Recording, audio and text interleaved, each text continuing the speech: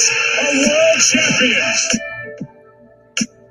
This is going to be a tough play because it's the play. It's over. And the Cubs have finally fallen off. 8-7-10. Woo! Welcome to the best sports podcast on the planet. I am your host, Brandon Combs. Tonight, I am not joined by Soup Boss. He could not be with us, unfortunately. He is driving to Dallas to pick up his son from the airport. So hopefully he is watching this in his car as he is driving. And stay safe, Soup Boss. Safe travels. Hope everything's all right, and we'll see you on Tuesday. But I am joined by a familiar face. Please welcome back to the show, Mr. Wayne G. Wayne, how's it going, buddy?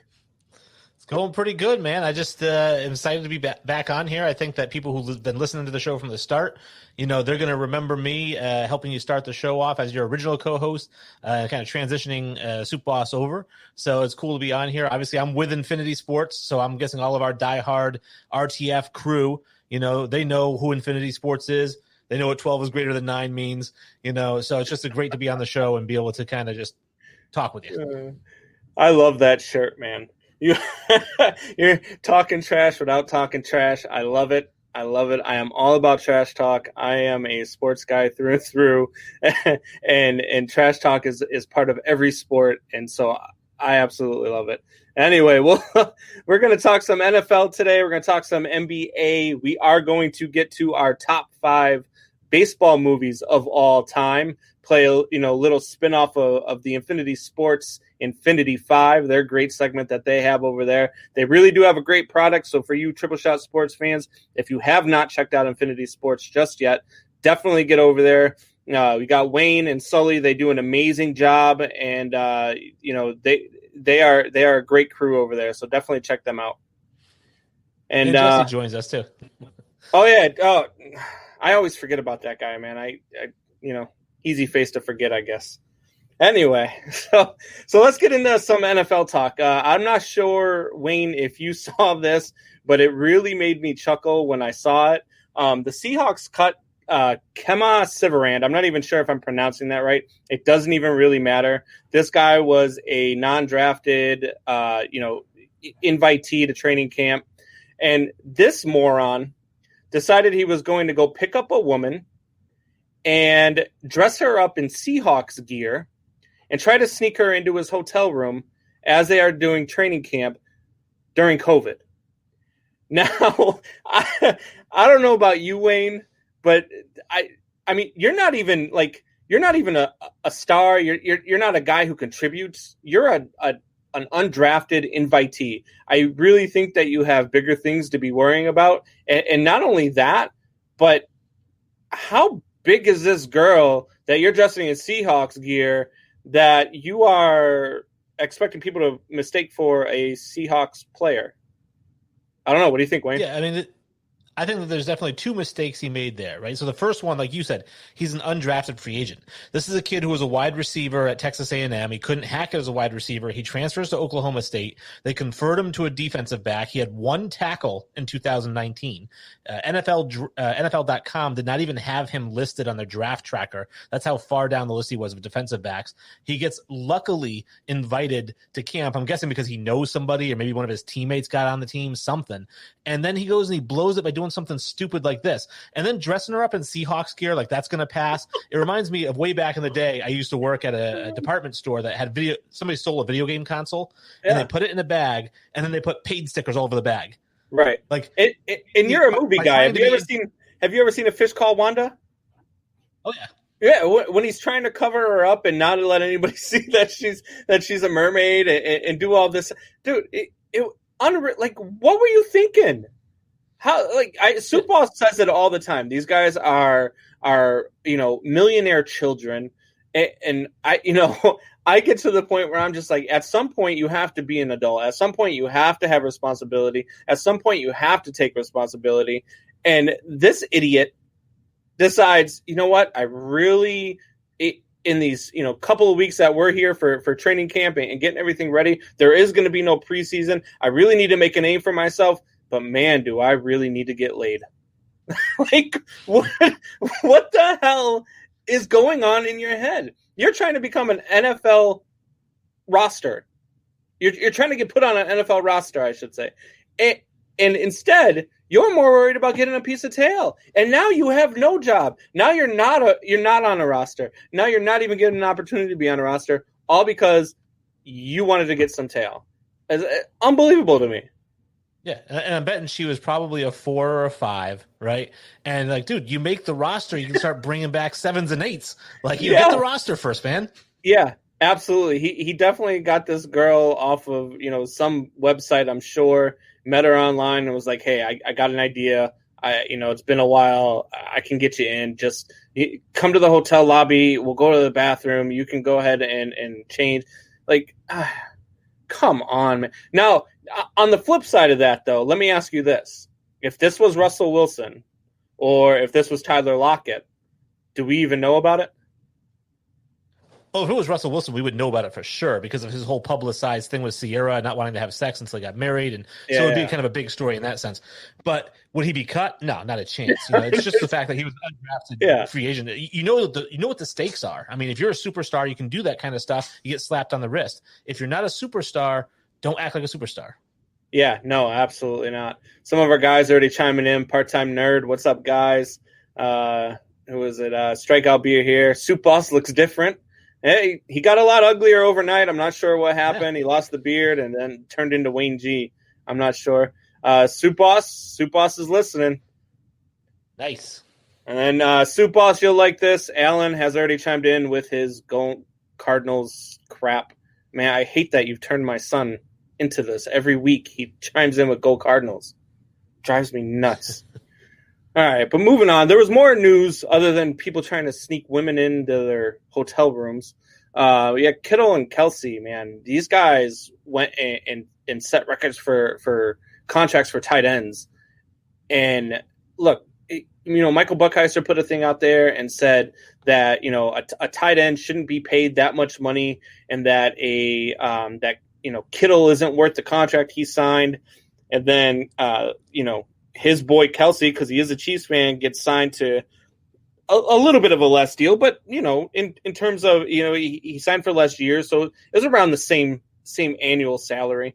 And he just says that the tight end isn't worth it, and I beg to differ. I'm not sure about you, Wayne, but I mean, you look at a guy like Kittle, who can be a tight end. He could be a fullback. He could be a running back. He could be a wide receiver, and he's a damn good pass blocker. I think he's well worth the money. I think he is, Rob Gronkowski 2.0, but a Rob Gronkowski that hopefully won't be riddled by the injury bug every year. No, I think all those guys deserve the money. And I think that I like to break things down to statistics and to numbers because it's hard to argue those things. It's easy to argue somebody's opinion. Like I can say, hey, they deserved it. And people can say, no, they didn't. But let me put it into numbers for you, right? The top 5 wide receivers in the NFL last year, which is what we're talking about. Tight ends have kind of become more of an extra wide receiver.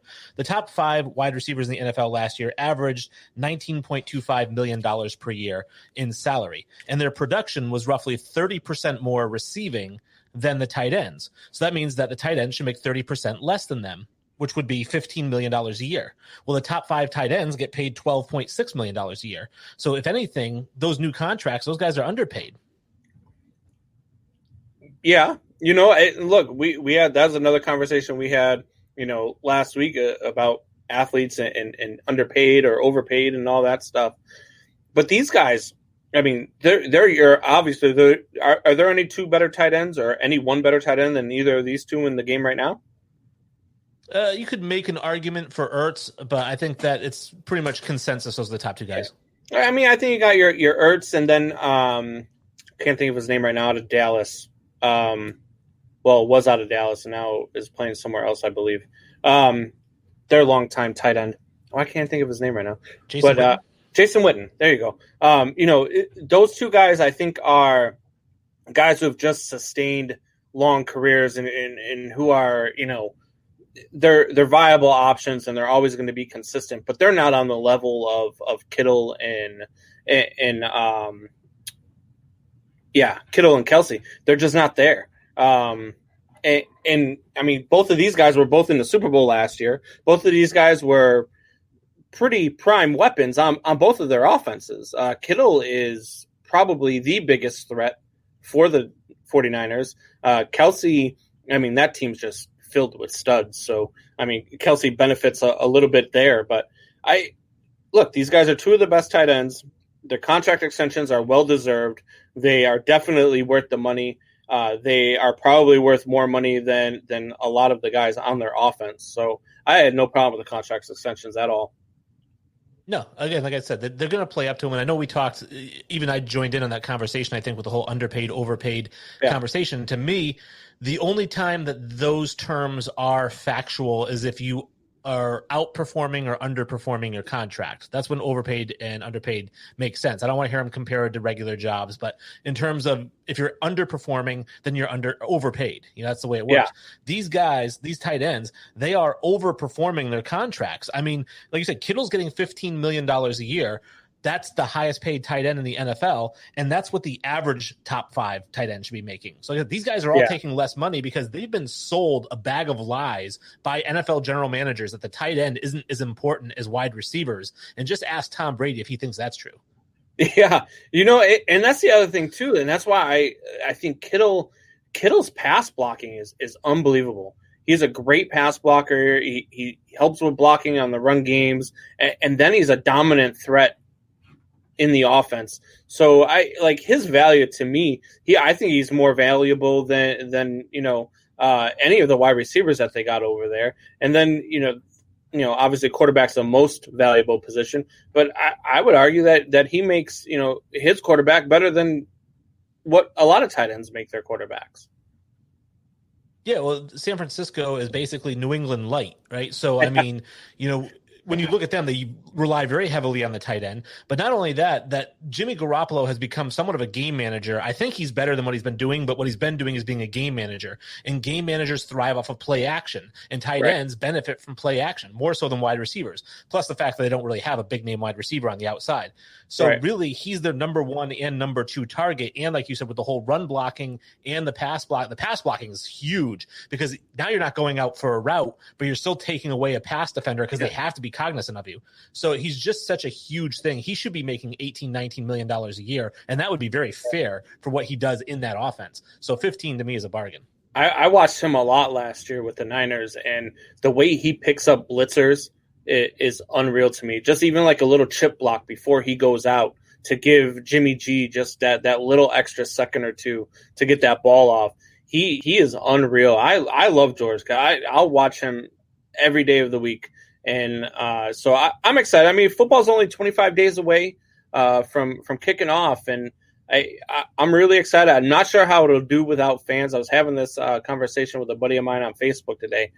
It's going to be interesting without fans because I think more than baseball and more than hockey and more than the NBA, in the NFL, the fans have a huge dynamic. You look at places like Seattle and Kansas City. Seattle and Kansas City, they thrive on the noise that their fans are bringing, not only in the end zones where most stadiums love having their fans, but those places are just so loud and so hard to play in. And I don't even think even if you start piping in fan noise like they do in baseball, and I've heard it a little bit in hockey, I don't think that you get the same feeling. I think you're going to be able to hear cadences better. I don't think hard counts are going to be as effective. I don't know. What do you think about the NFL with no fans? Well, I think that fans are a bit of an equalizer, and so you're taking that away, and that's going to make more teams on a level playing field. I'll say, like, how good is Kansas City really if they don't play at Arrowhead? How good is Seattle if they don't play up in Seattle, where it's so loud, like you said, and you can't hear things, and you're the opposing team. So you might have a team go in there like Green Bay, who's got a phenomenal all-time great quarterback, right? And if he can't hear and his teammates can't hear, right, then he's going to have a hard time. But now put him up against that Seattle defense with no noise at all, right? How good are they? Let's find out how good they really are without the noise. I don't think Green Bay has an all-time great quarterback, but that might be a discussion for another time. Aaron Rodgers, me and Soup Boss touched on this last week. I don't even think Aaron Rodgers is, a top 10 quarterback of all time. But like I said, that might be a conversation for another time. We might have to have you on to debate that one. smack you down in another debate. Yeah, I mean, all time was definitely debatable, but he's definitely top 10 now. I mean, that's the Soup Boss is nuts for having him in his top 10 right now. Yeah, no. Well, Soup Boss also had Lamar Jackson as his 10th ranked running back in the league. So Soup Boss is a little crazy all over the place. All right, so we're going to go ahead and take a quick break here, and then we will get back to it with some NBA talk. So don't go anywhere. Definitely stay with us because we've got some good stuff coming to you. Be right back.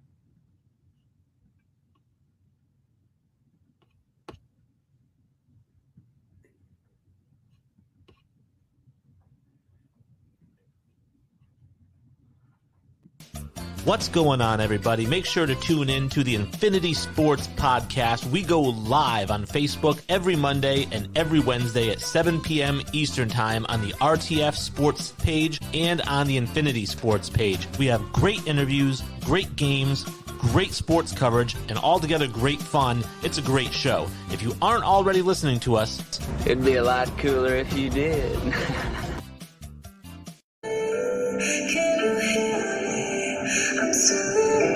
Dreams and I'm struggling.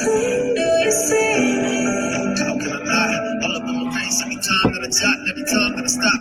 Take a breath for a second, then you stepping on my chest, take a shot. Take a while it's down, but you never keep him down. I'm a king with my crown and a king with a king of me. Won the victory when he rose from the ground. Jesus, can't shut his name crowd. Care about the in crowd. Care about you. That's something you don't know about. You ain't trying to make changes, but you all trying to change me back to the old me. This in high school, you don't know me. No, all you just troll me. Got so. Can you hear me? All right, guys, that was Mises. Again, Mises is incredible. Has great messages in his music and just a phenomenal talent. And I can't wait to see this guy do some collaborations with some of your bigger artists. So again, that was Mises with "Do You See Me." We got some people chiming in. We got I don't know if you know who this guy is. Says, "What's up, boys?" Never seen him before, but yeah, I don't know. I've never seen him. Mike Manhour says Seahawks already pipe in noise. Cheaters. Let's see. Yeah, he's top 4, Combs. Are you talking?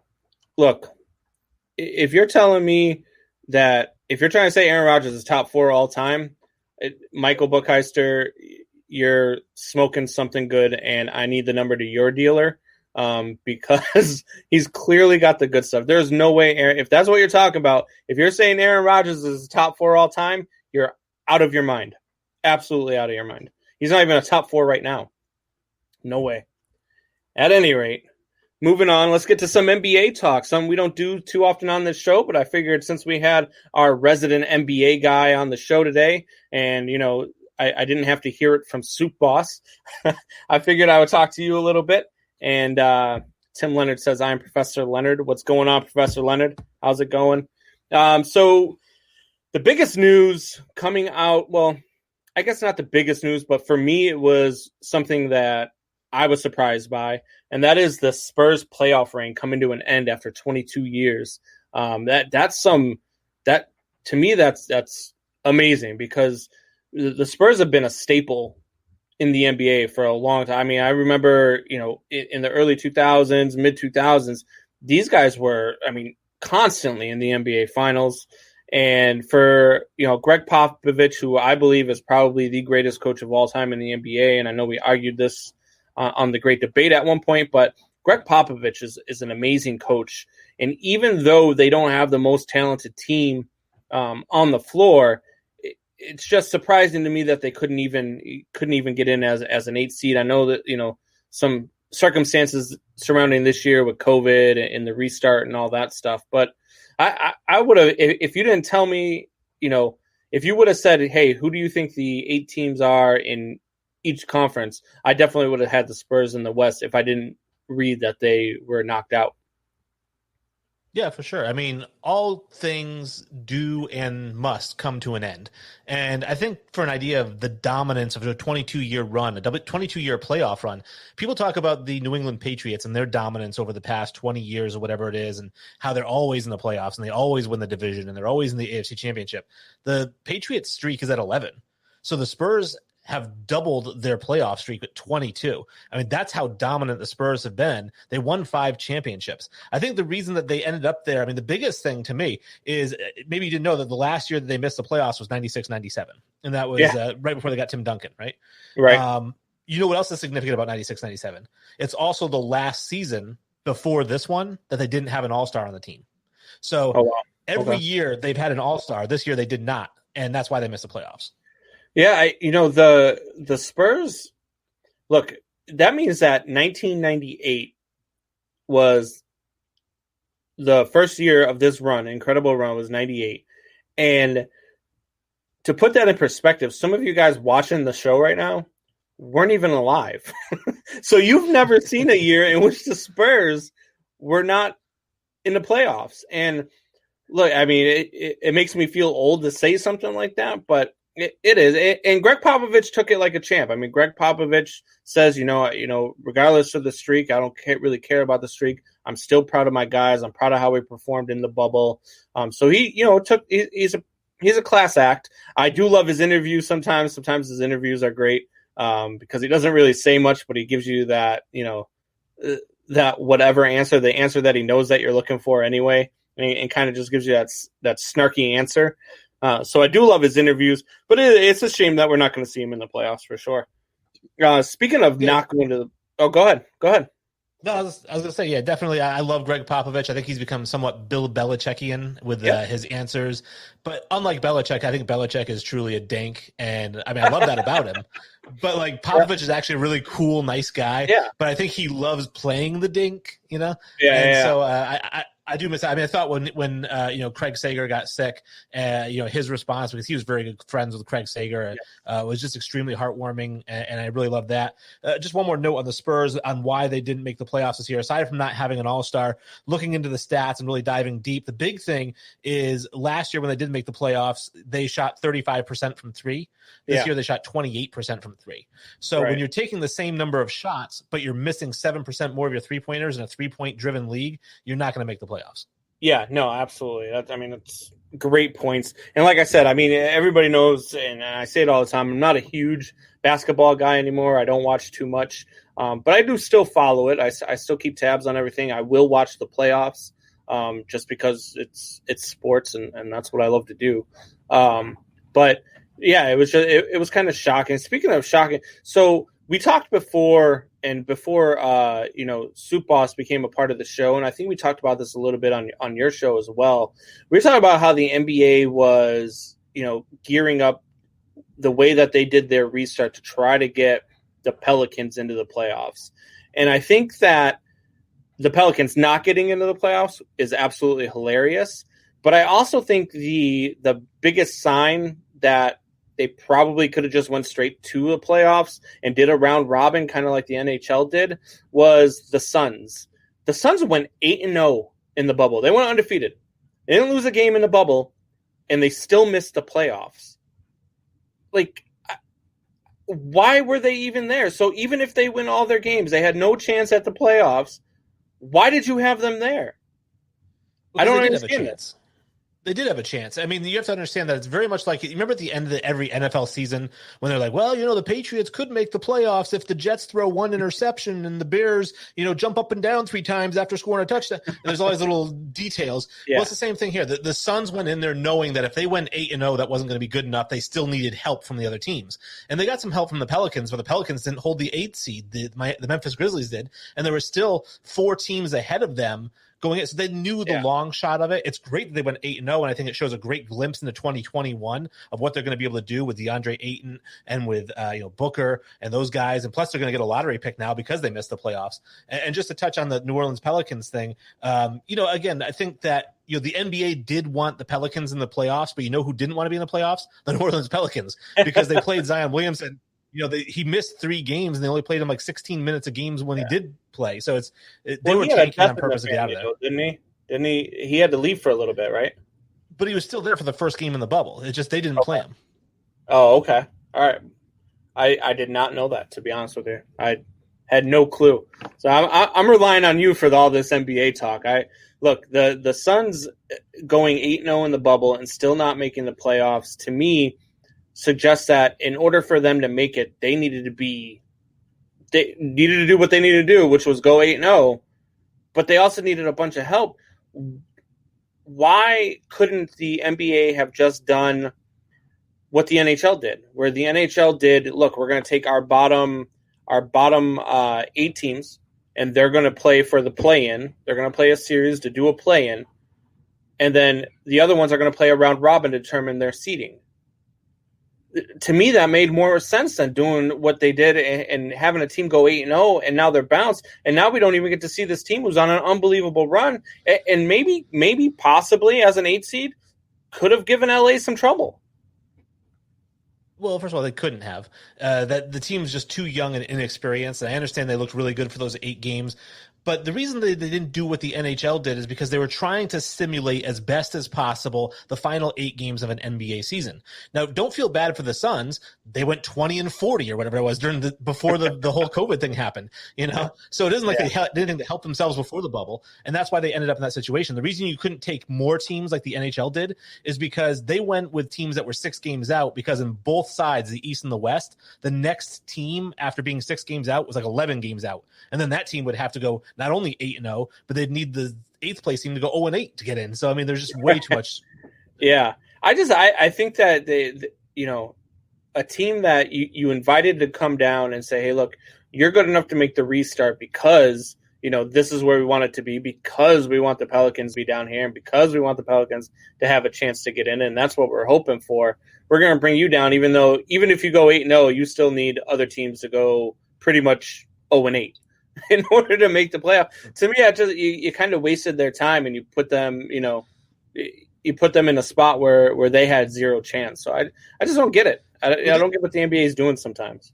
They weren't tied to the Pelicans. The Pelicans had a better record than them going into the bubble, right. So they didn't have to invite Phoenix at all. So it isn't like you're like, well, we have to invite Phoenix if we bring in the Pelicans. That's not true. You could just brought the Pelicans and not Phoenix.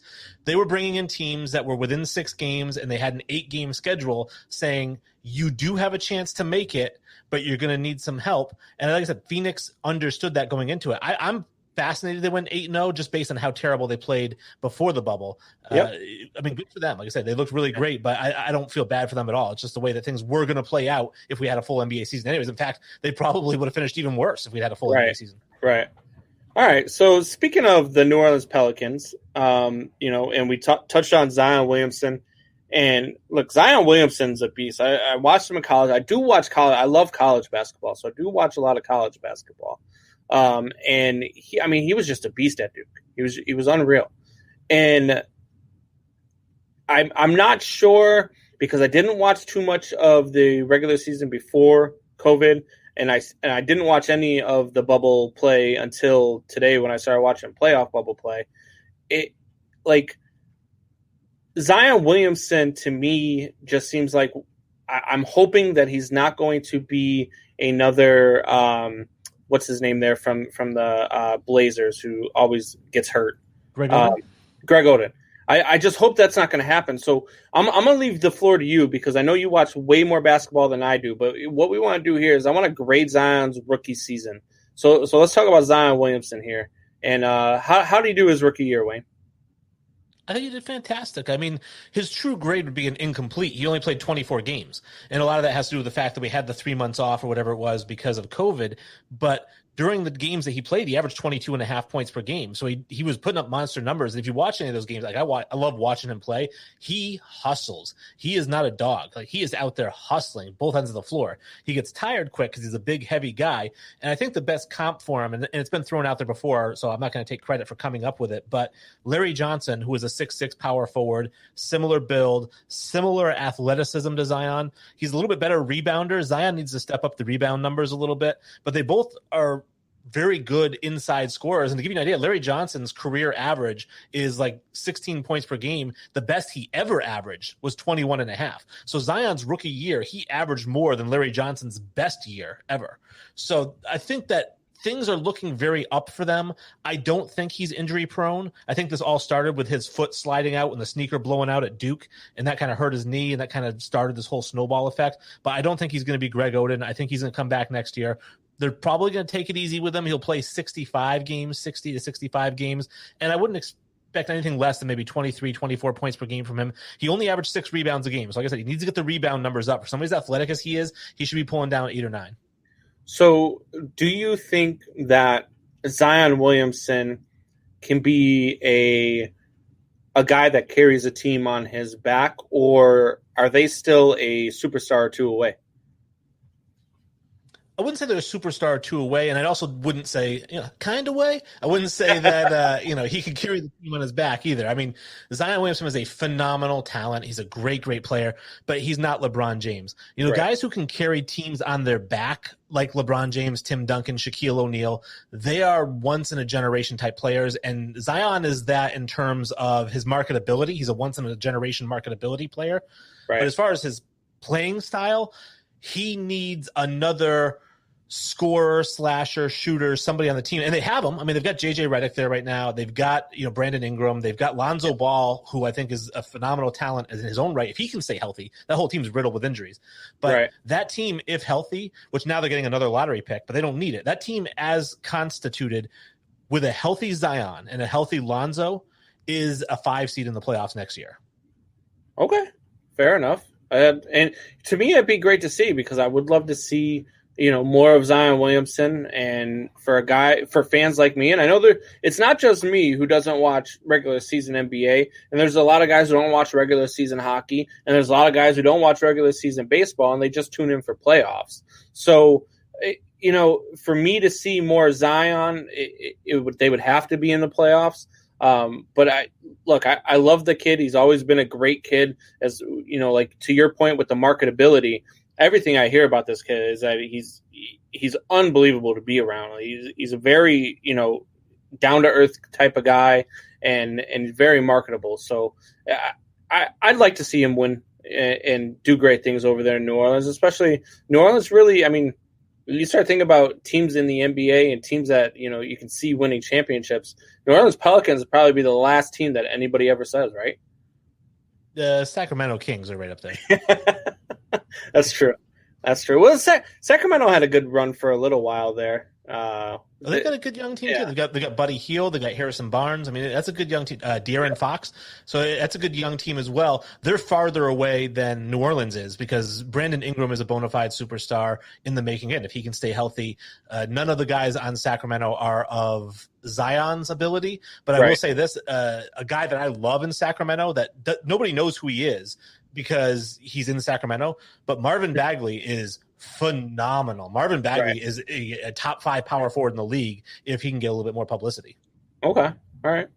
So let's get into something that I do know a little bit about, and that's my Chicago Bulls.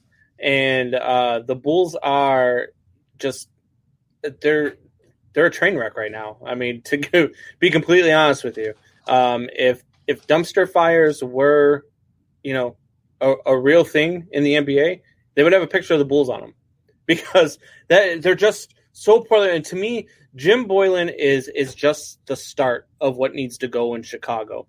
They need to rearrange that front office. They need to have different people making all the decisions out there. They've done an abysmal job since, they weren't expecting the Derrick Rose thing to happen the way that it did, and all the injuries and stuff like that. And they wanted to build around him. And as soon as they lost him and started trading away guys like Joakim Noah and all that, they have done a horrible job of trying to build around him and make guys want to come to Chicago to play basketball. Chicago, it used to be the Mecca. It used to be where everybody wanted to come and play. And now you couldn't get a guy to come here to play for anything. I mean, we had Jimmy Butler for a little while. Jimmy Butler wanted out.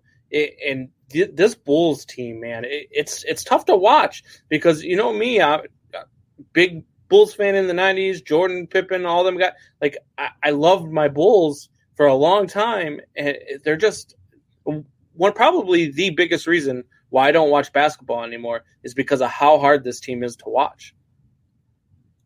Well, they have a lot of talent too. We talk about young teams. I mean, this team went with the youth movement, a lot of first round picks.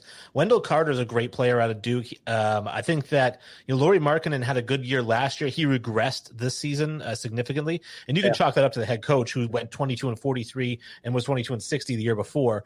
So, I mean, he could be responsible for all these players regressing. They bring in a huge contract on Otto Porter Jr., who I thought underperformed, his last contract and didn't deserve what he got, but they gave it to him anyways.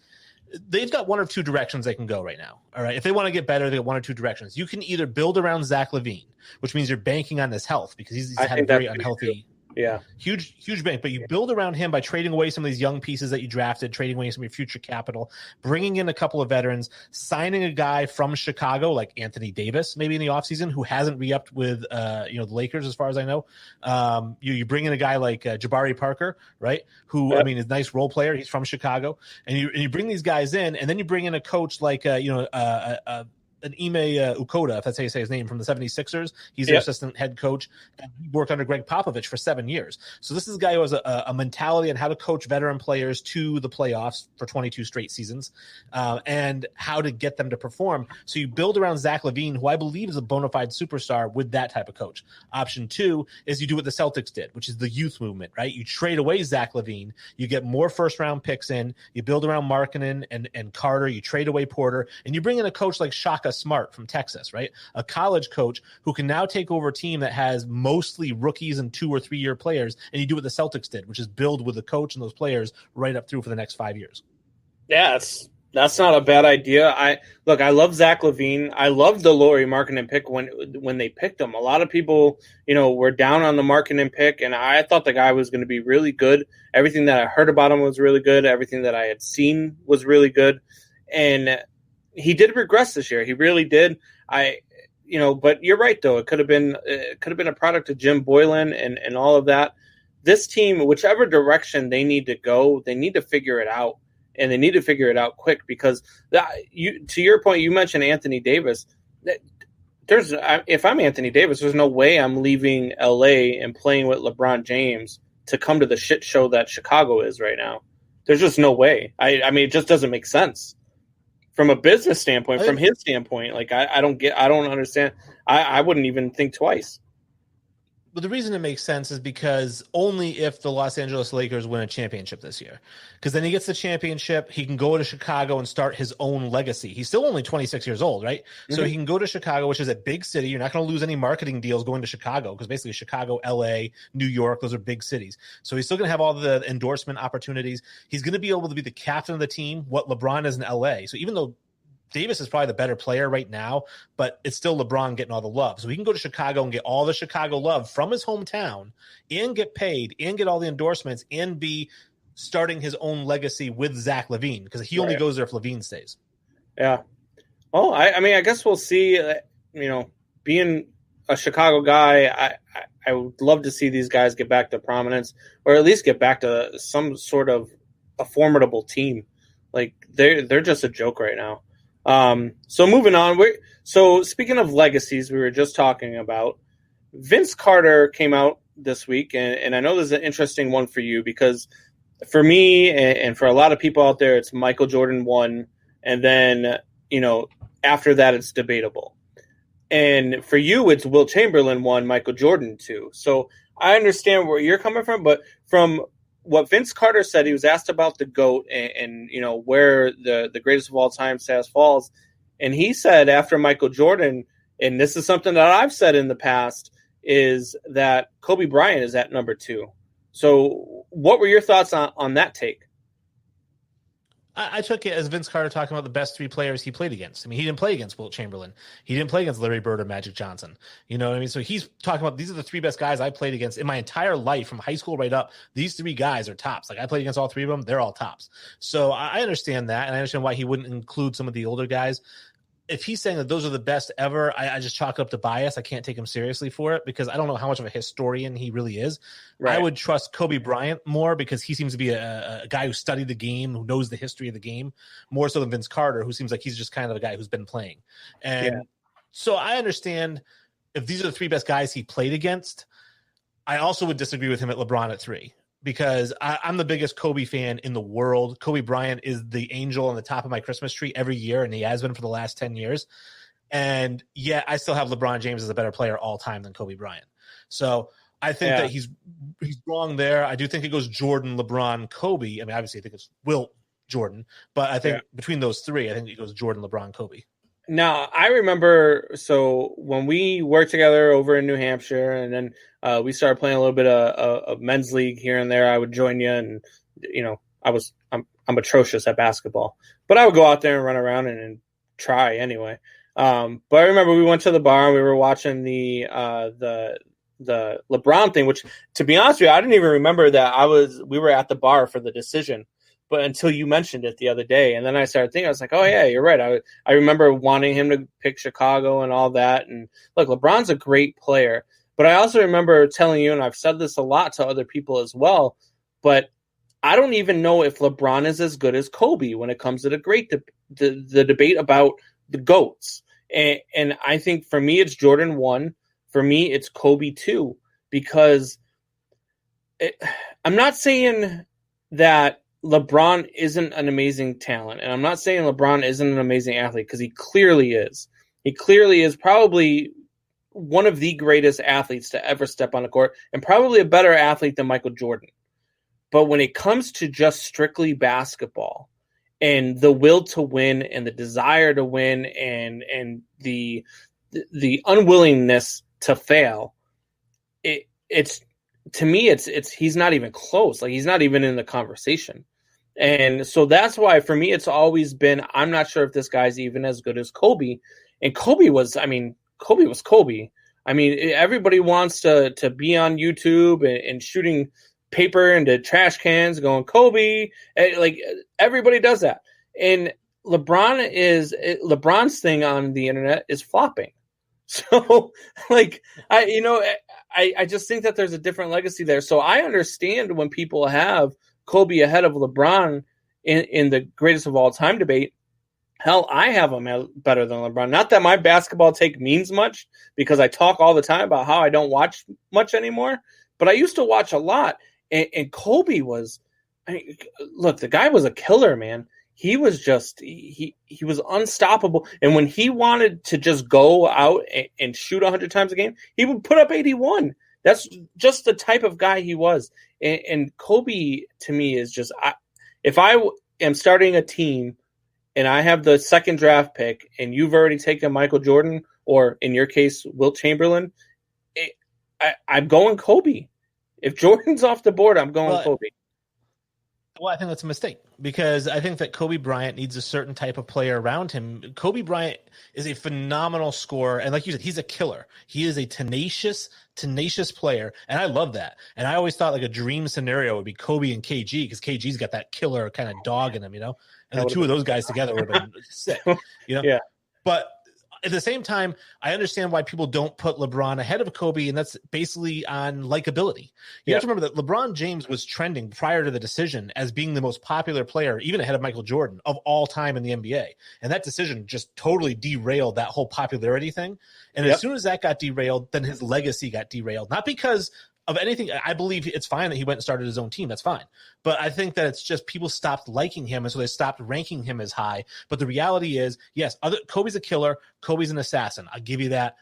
Name one thing he does better than LeBron James. There's nothing on the basketball court he does better. He is a killer, but he doesn't have the skill. He doesn't score as well. He doesn't rebound as well. He doesn't pass as well. He doesn't defend every position as well. He doesn't see the floor the same way that LeBron saw it. He's got a great IQ. I'll give you, some of you say IQ. I mean, I give him that, but on the basketball court, LeBron James does everything better than Kobe Bryant. So for me to say, yeah, he does everything better, but Kobe's still better. Why? I like him more. I mean, that's really what it comes down to. See, my argument is just always the LeBron's okay with failing. And we can say all we want that, no, he's not, or he just handles it differently or any, but he's okay with failing. He's okay with, at the end of the day, if they don't win a championship, he still goes home. And he said it before. He goes home to his house, to his mansion and his beautiful wife and all that stuff. Like, he can accept losing. And for me, that's just not a guy that I want leading my team. So for me, having him on the greatest of all time list ahead of guys like Jordan and ahead of guys like Kobe and Wilt, who would not accept that and would not accept failure or losing, I have a hard time doing it, regardless of his, ability to. Yeah, like I said, LeBron's a great athlete. He could play all five positions, and he would be an all-star, all NBA team at all five. He's that good, but I just don't think he wants to win enough. That's my argument against LeBron. And I would say that I understand what you're saying because that's what he says. And I do believe that he can disassociate his personal life from basketball. And maybe there's something to respecting Kobe and Jordan because they couldn't. Like, it ate at them when they weren't playing. I don't think LeBron James plays the game of basketball like he's okay with losing. In fact, I think that series that he lost to Golden State back in, 16 or 15, whatever it was, yeah. I thought that finals performance and a losing performance was better than anything Michael Jordan did in any of his final wins because it was just nothing but pure heart poured all over the floor trying to win the series. But then, okay, you lose. Now you're right. He can go home. He can go on the banana boat, right, and have fun with his buddies. And that's fine. I don't have a problem with that because he's just saying, it's like you or me saying, listen, I care about my job. I want to be the best at my job. And when I'm in the office, I want to kill everybody in the office at my job. But as soon as I get home, I'm not even thinking about the office, So does that mean that I'm not as good as somebody who goes home and does think about it? I don't think so. I think it's just what you do within those walls. And LeBron plays like winning means everything to him. But the fact that if he doesn't win, he can go home and it's not going to eat away at him, I have no problem with that. All right. Our freaking chat is blowing up. I've got, let's see here. We have Mike and Mike. Man Hour says Kobe isn't even top 5. Do you have Kobe in your top 5? He's 5th. Okay. So I go Wilt, Jordan, LeBron, Kareem, Kobe, and that's interchangeable, by the way. So depending, Mike and Mike like to say Kobe's not in the top 5. They're just saying that to start a fight. They don't even know who they have in their top 5. The reality is that if you were to switch out Kobe for Duncan, I'd be okay with that. There's certain guys you could switch him out for, and I wouldn't put up too much of a fight. So because he is 5th, but to say he's not top 5, I think that they're just trying to start a fight. They also say LBJ is the GOAT. And then they put up LBJ, MJ, Wilt, and Bird. Wow. Yes, that's what I'm talking. Bird in the top 5. Get out of here. No. Yeah. Chad joining us. Soup Boss says a lot of people hated Kobe when he played. His personality and persona was better after he retired. You think that's true? I think people hated him when he played because he was kind of a dick. And unlike Michael Jordan did a really good job. There wasn't no social media around and there wasn't as much coverage. And so Michael Jordan was able to be a dick on the court, and anybody who ever played against him will tell you that he was. So was Kobe. Again, they were basically twins, but the difference was Kobe was covered in a different manner. So when people saw him being a dick, like, oh, what a dick. So he didn't get the Jordan love, but they were both comparable. So I understand why people didn't like Kobe when he played. I know when the whole rape allegation came out, a lot of people really were happy. They wanted to see him go to jail because people are sick-minded. But at the end of the day, I understand why people didn't like him when he did play. As far as him being, more popular, more likable after he retired, I think that's just because he wasn't killing your team anymore. Look, Mike and Mike Manor said Kobe needed Shaq to be like, come on, stop. And this is why his wife, not hot, just saying. This is the type of stuff that you get from Mike and Mike Man on Man Hour. This is the type of stuff that you get. And so, look, guys, come on, Buckheister. You're better than that. Come on. Jeez, crow. Suba says Wilt dealt with a lot of losing. He did deal with a lot of losing, but he didn't accept it. He just he didn't have anybody around him when he was losing. I think that's debatable depending on who you talk to, that some people will say that he cared more about his statistics than he did about winning. And so there were times like he wouldn't play hard on defense because, he didn't foul out in one single game of his 13-year career.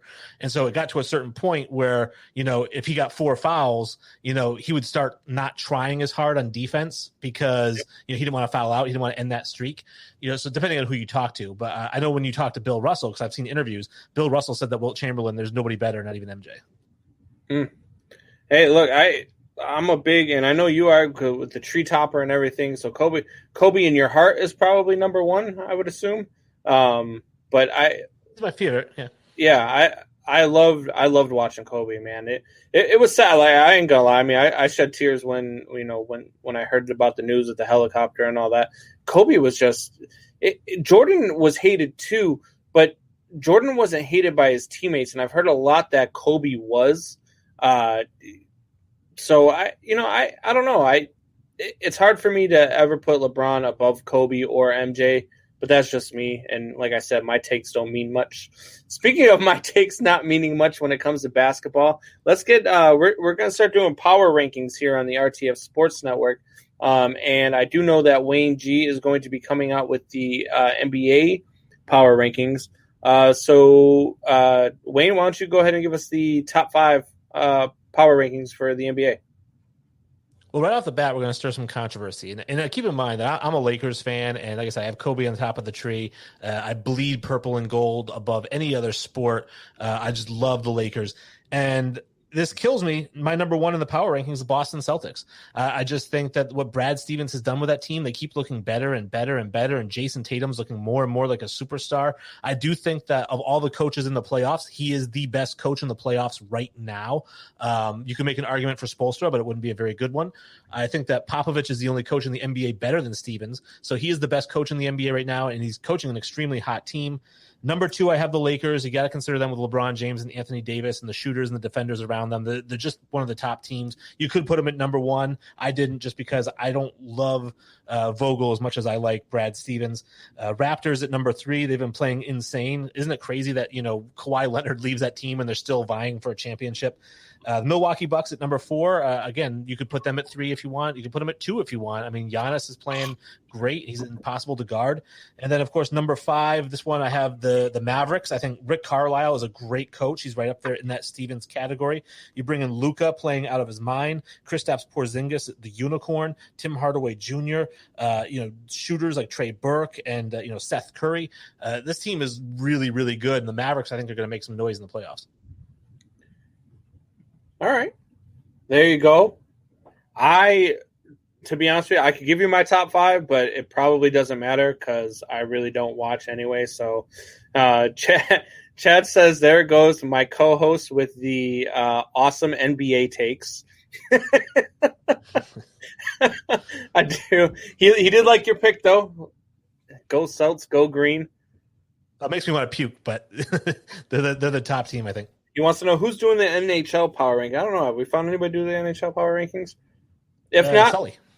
Oh, okay. So Sully's going to do them. All right, perfect. So yep. Sully, also from Infinity Sports. Look, Wayne G and Sully do an amazing job on Infinity Sports. I've said it before. I'll say it again. Them 2 guys, they do a great show.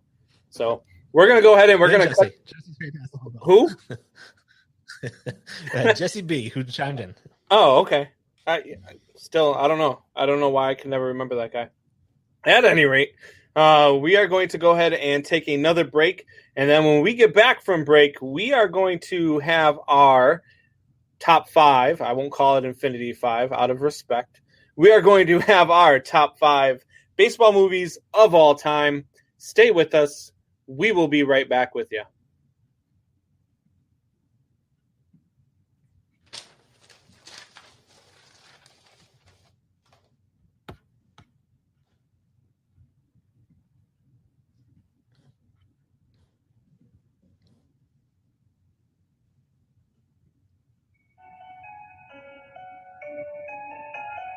Yeah, rap, let's take a walk. So you and I can have a little talk. Word is you ain't doing well. Well, I'll be down to make 2 of us. I make plans for the 2 of us. Off a minivan, I want a tour bus. Oh, you don't want that? You do with us? I'm about to kill us both, but then blow us up. Blow us out. I'm screwing up like ain't that. I'm rude as fuck to the wrong people like a call evil. Think I'm all for demons. That's true as fuck. Who a joking that? Who a joking tracks? Get killed by the shit that I concentrate. Y'all don't even know half the shit I roll the tracks. The time I tell the shit needs some open that. Now these bricks when I ain't rolled them back. And these chicks when I ain't rolled them back. But please forgive me. I've been busy taking roll and walk down railroad tracks. Now I lost my train of thought.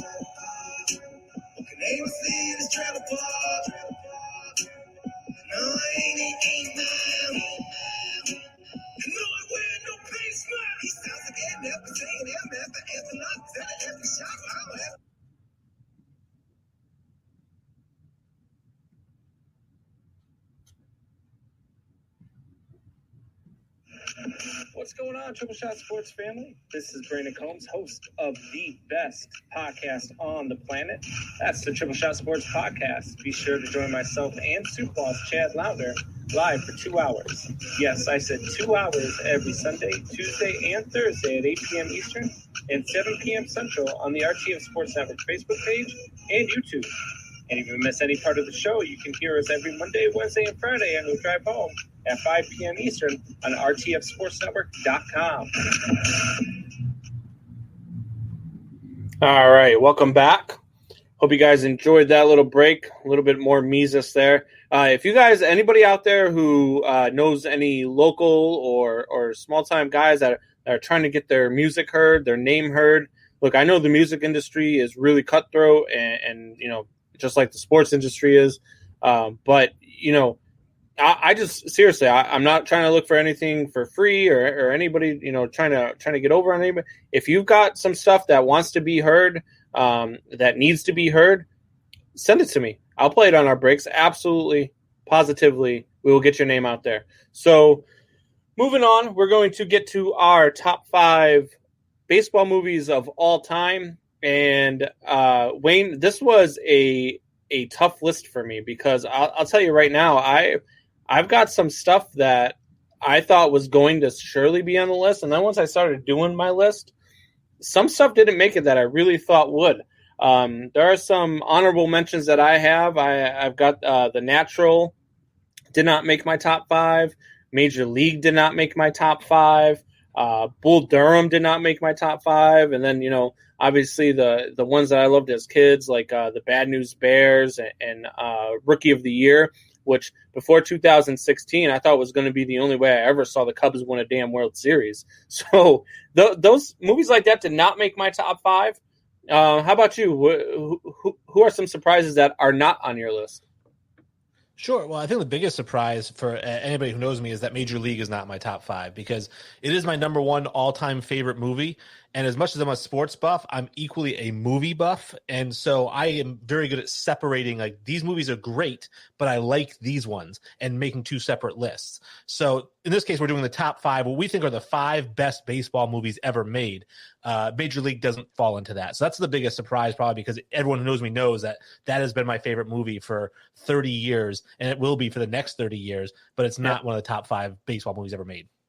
Yeah, no, I agree. It you know, didn't make mine either, and I love the movie. I'll watch it every time it's on. I still laugh hysterically every time I watch it. But yeah, it definitely was on top 5 for me. I think my number 5 people are going to have a problem with, just because it's not a lot of people when I say what, you know, that I love this and it was a great baseball movie, a lot of people come at me with, that's not a baseball movie, that's a chick flick. But my number 5 baseball movie of all time, is For Love of the Game with Kevin Costner. Look, they just do a phenomenal job in that movie of portraying sometimes that we forget that athletes are actually still human beings. They still have lives. They still have things going on in their head. And even though they're on the field and they're performing, sometimes they've got stuff going on that they're thinking about and they're not even thinking about the game. And For Love of the Game, for those of you who haven't seen it, it's a Kevin Costner movie. He's pitching a perfect game, and at the same time, he's reliving, you know, all the different things that he could have done differently or wanted to do differently with a woman that he's fallen in love with. And they just do a phenomenal job. Kevin Costner he's on this list again, obviously. But Kevin Costner is just an amazing actor. He loves baseball himself. So I think maybe that's why he does such good, you know, baseball movies. But yeah, for me, it's For Love of the Game at number 5. You have any issue with that there, Wayne? No, actually, it's probably my number 6 because I actually have For Love of the Game on my list here, and I have it crossed off in place of a different number 5, so it almost made the list. It is a phenomenal movie, and his love interest in the movie was played by John Travolta's late wife, Kelly Preston, rest in peace. She just passed last week. But very pretty. I remember seeing her in Twins. But yeah, the thing I liked about For Love of the Game, not only is the way the story is told and yes, the different dynamics they have in it, but I love Costner's character in that he is such a down-to-earth. He kind of understands life more than he understands baseball. I think that sometimes And I think of the scene where he meets her. She almost stands him up for dinner, and she goes, Billy Chapel, and he goes, well, why do you use both of my names when you talk about me? And she goes, 'Cause just so I know what I'm up against. You know, little kids buy cards with your face on it. He goes, they buy those for the gum, Gene. You know? And you know, it's just, there's so many great lines in there about how he understands that baseball is not life. Just what you hate about LeBron James, that like this is not his life. You know, he does it and it's important to him, but life is so much bigger. And that's what the whole movie's about. And there's so many great scenes in that movie. If you haven't seen it, I recommend it specifically because my all-time favorite singer, Garth Brooks, sings a song in that movie called It Don't Matter to the Sun. And it comes on when he sees his basically stepdaughter at USC when she's coming out of the college. So keep an eye on that, or ear out on for that. Yeah, absolutely. It really was a good movie. I definitely recommend it. Wayne, what do you have for 5? My number 5 is Field of Dreams. Again, Costner. You can't go wrong, right? If you build it, he will come. Obviously, I first saw this movie.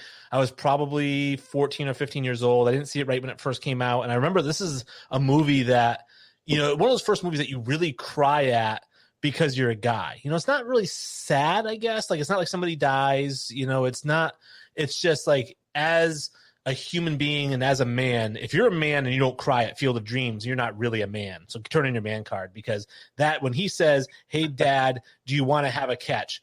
That should bring every man to tears. And the story is just so great. And with James Earl Jones playing Terrence Mann is phenomenal. Ray Liotta as Joe Jackson is so great. You know, I mean, again, great lines when Costner's pitching to him and he says, I want to see if you can hit my curveball. And he throws a curveball and Joe Jackson rips it back on him. He goes, yeah, you can hit the curve. I hate to do it. Me and Soup do this all the time with our list. It seems like he has one ranked right ahead of mine, but my number 4 is Field of Dreams. Look, I absolutely love the movie. James Earl Jones was absolutely phenomenal in that movie. And a lot of his damn speeches, man, they hit me right in the heart. And when he starts talking about baseball and how, you know, one thing has stood the test of time, and that's baseball, you know, through everything that you do, everything that you go, baseball has always been there for you. And that always hits me, man, because that's how I feel about the game. I'm a baseball guy. I absolutely love the game. And I think this movie does a great job of capturing what it's like for somebody who really, really, really loves the game of baseball.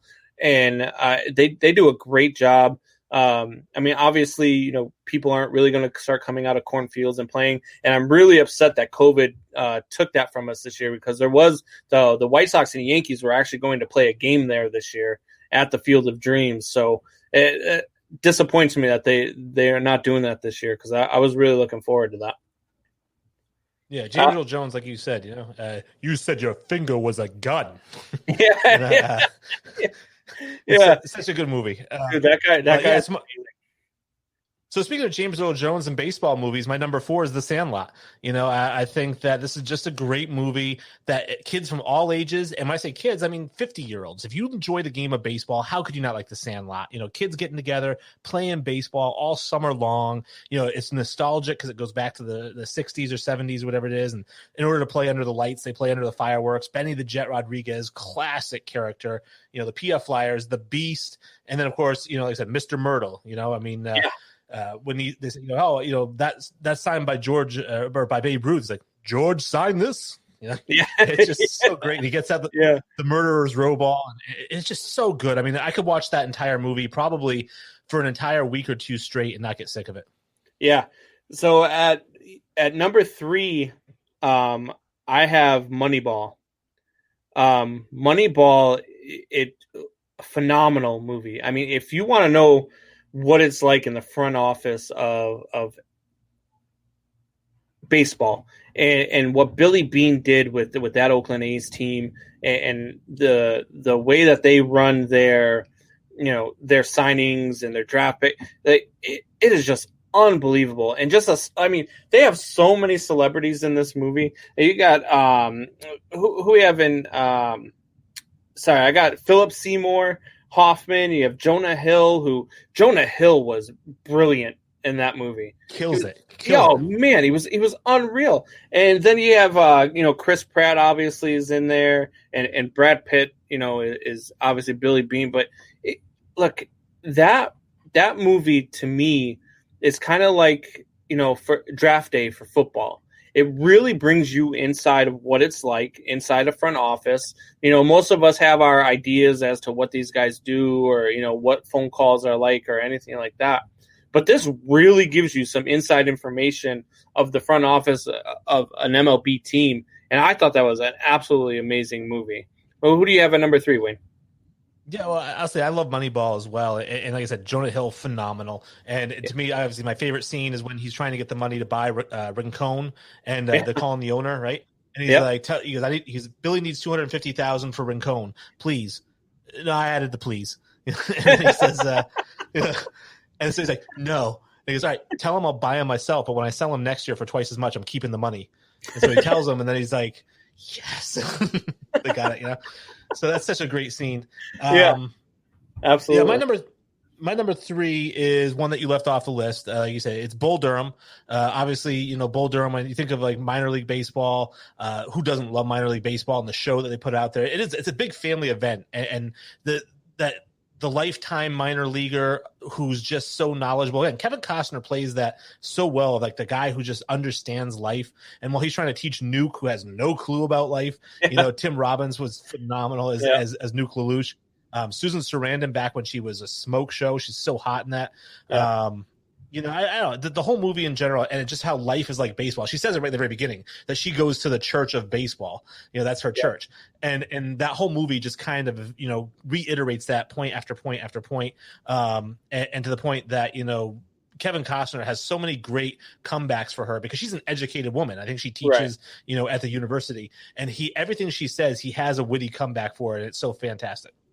Yeah, that's it. The Church of Baseball one is one I use all the time because people start getting into religious talk or something like that with me. I'm not a religious person, so a lot of people will be like, "Oh, who do you pray to?" "Oh, I pray to the baseball gods." That's what and man, they get so mad, so angry, and it usually sparks a long argument. But no, Bull Durham was a great movie. Look, again, another Kevin Costner flick. Like, the guy has done some really, really good baseball movies. I don't have that one on here, but it definitely, like, I have no problem with anybody who does have it in the top 5. That's for sure. Who do you have at number 2? Number 2, I am going to go with another one that you missed, The Natural. Obviously, Roy Hobbs, it starts off the movie, he's the pitcher. He strikes out the whammer, which is really the Babe Ruth, right? Strikes him out in 3 straight pitches. Robert Duvall is so good in that movie. Kim Basinger, Wilford Brimley is the manager, diabetes, he keeps talking about how he should have been a farmer, which is hilarious every time he says it. My favorite line, I think, though, is when Bump, who is played by Mark Madsen, Bump actually misses a fly ball, and he's like, hey, the sun got in my eyes. And it's just like a cloudy overhead day. He looks up, he goes, yeah, blinding. But then, he tells Roy, he's like, all right, Roy, batting practice tomorrow, I'll be there. He's like, I always am. And he's hitting these bombs like out of the stadium pretty much. And this turns into this. I think if you were to do a Major League Baseball draft of fictional players, number 1 is Steve Nebraska from The Scout because he hits bombs and he throws 108 miles per hour. Right. But number 2 is going to be Roy Hobbs. I mean, just the guy is just a phenomenal hitter. Yeah. No, look, I mean, I might take the Hambino at number 1, but I mean, you mentioned this Sandlot earlier. They had some good Benny the Jet Rodriguez. So there are definitely some great. That would be a good one, man. To do a baseball movie draft. That would be to draft the players from baseball movies. That'd be interesting. Where Billy Chapman? Would you take him in the first round?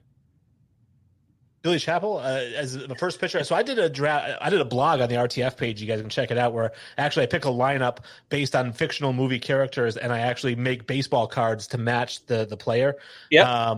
So my starting pitcher was Steve Nebraska because, like I said, he throws 108, 110 miles per hour. So you got it's a no-brainer. Or the kid from Rookie of the Year, didn't he hit like 132 on the radar or something like that? No, he was throwing in the 90s. But he was like 11, so that's why it was cool. Yeah. That's true. All right. So at number 2, I have probably the most underrated baseball movie of all time, and that's 8 Men Out. 8 Men Out was a great movie.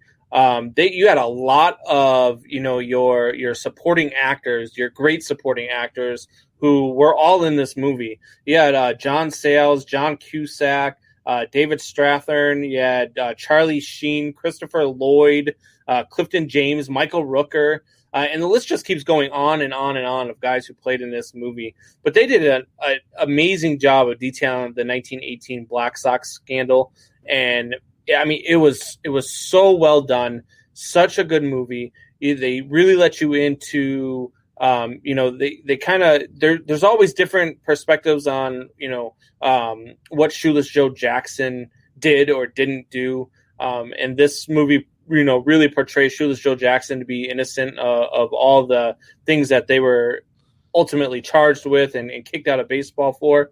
But it was such a good movie, so well done.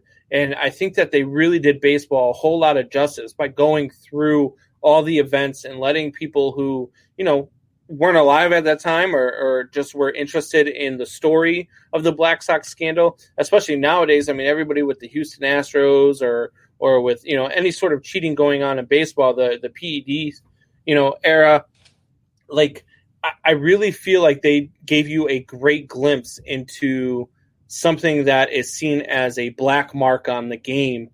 And it was just really well done. The actors that they had in there did a great job. And so I have 8 Men Out as my number 2.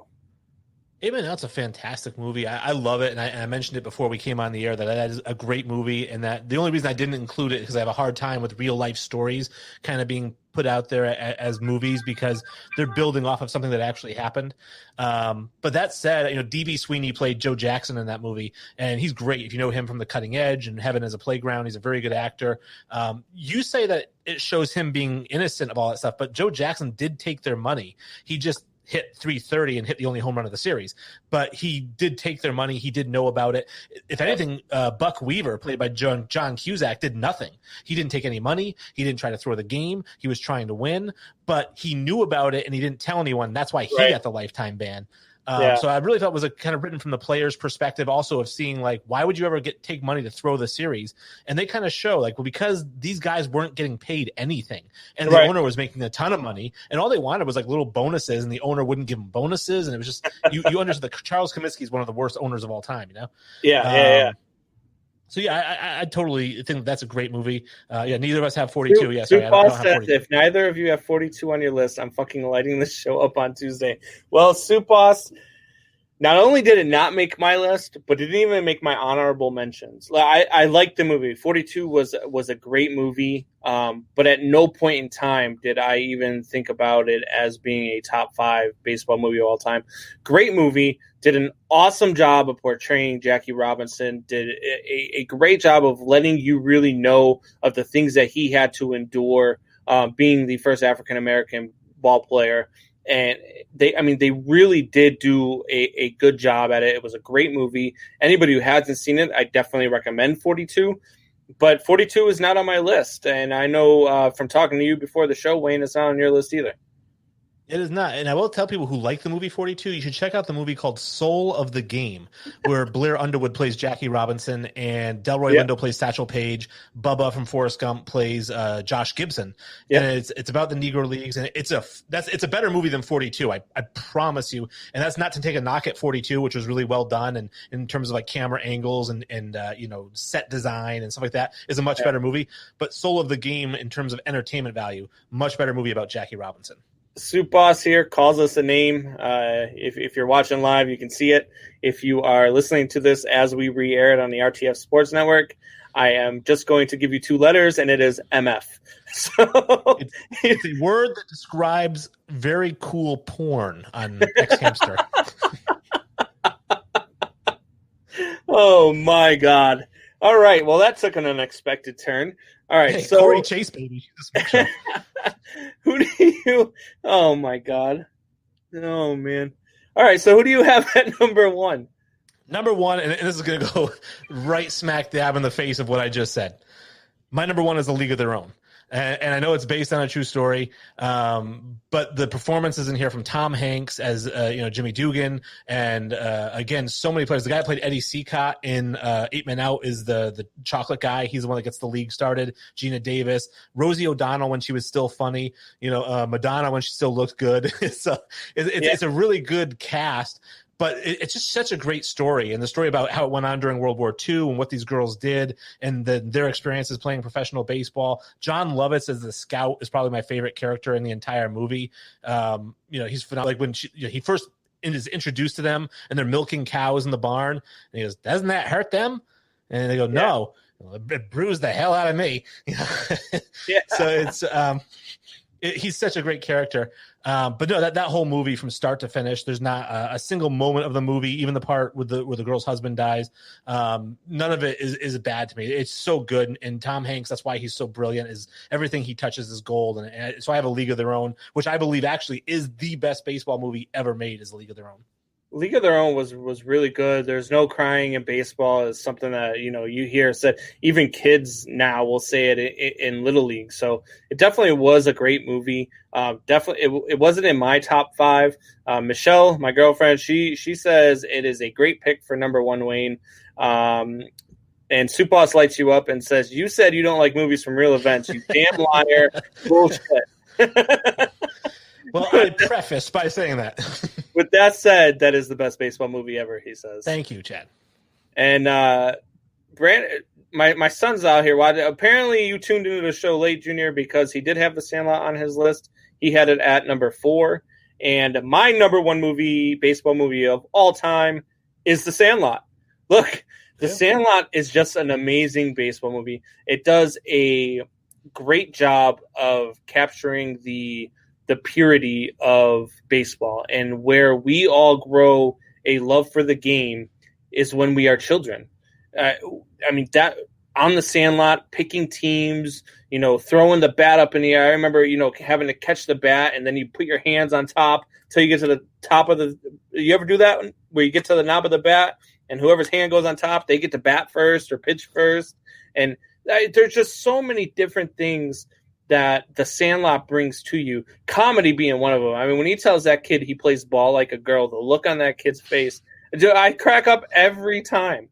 And it's still a great, I use it as a meme all the time. People talk shit. I use that one as a meme. I use a lot of "You're killing me, Smalls" is one of the things I say all the time, especially to my kids. I always, "You're killing me, Smalls." That movie was absolutely amazing, and it does a great job, like I said, of capturing the purity of the game and what we grow up, how we fall in love with the game, with our friends, playing in the sandlots or in the alleys or in our backyards or wherever we're playing. And then, all the stuff that we do that our parents don't know about, when they sneak the tobacco and they go on the roller coaster, or, they do it's all stuff that we do as kids. And I love that movie. I'll watch The Sandlot anytime, anywhere. Anybody who says, "Hey, let's watch The Sandlot," I'm in. So fantastic soundtrack as well too. I mean, the soundtrack, so because it's all those 50 songs, and you have 2 songs in that movie by the Drifters, which I'm gonna tell you this right now. I had this debate with somebody. I said, who's better, Benny King and the Drifters or Frankie Valli and the Four Seasons?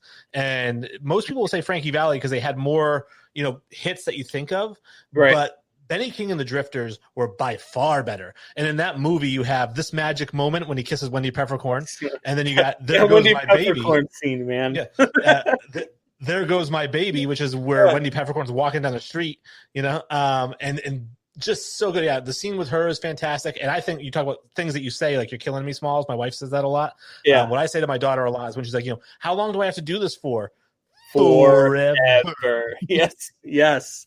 And then the Wendy, you gotta. I mean, when you first watched The Sandlot, you have to admit that when he did that, when he went in the pool, you really thought something serious was happening. And then when he opens his eyes, you're like, "This kid's a freaking genius." Tell me you weren't thinking about going to the pool and doing this, or going to the beach and doing this, and hoping that a hot lifeguard came to pick you up. When I was a kid growing up, none of the lifeguards looked like Wendy Peppercorn. Soup Boss wants to know if there's a 50s music debate happening. He was like 73 when that stuff came out. Yeah, that's. Oh no! Oh, he's definitely gonna have something to say about that on Tuesday. I guarantee you. It's a movie that both kids and adults can get emotionally connected with. You're right. It's something that I watched it with my kids.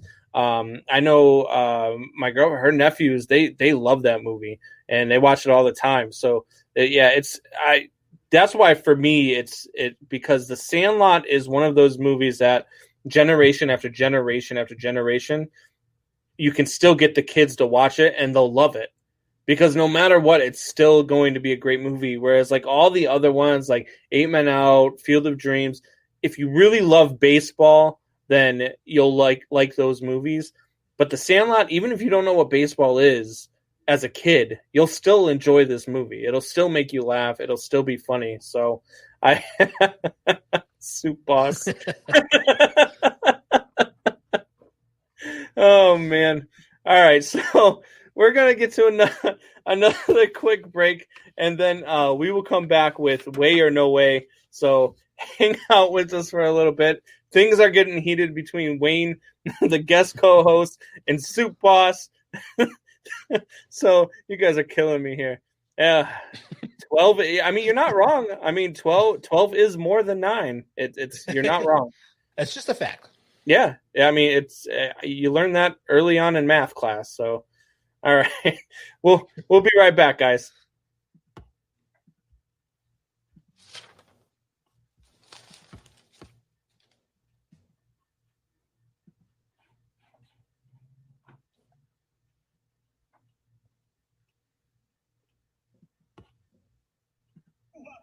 Something you don't know about. Life trying to make change. With the trolls trying to change me back to the old me. This in high school, you don't know me. No, all you do is troll me. Got so.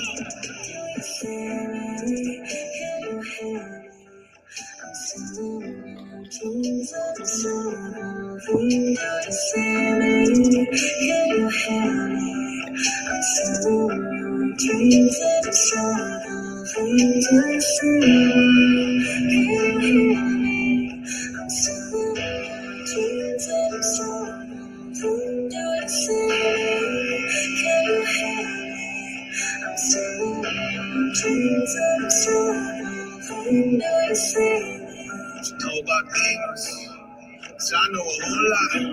I fight them in my sleep all the time, speaking time, wake me up at 3 o'clock. So what's that tell you? Think it means that I'm going to hell? Do hell no, it means I'm a threat to them. So I suggest that you listen real close to what I tell you. Cause I ain't gonna be here long, but you can always hear a song.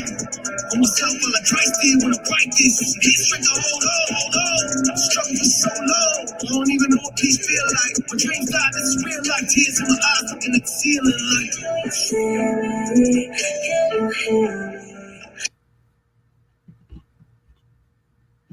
All right, guys. So that is Mises with "Do You See Me?" That is another one of his that he just does a great job with. He is talking about depression and people that really don't have anybody to talk to.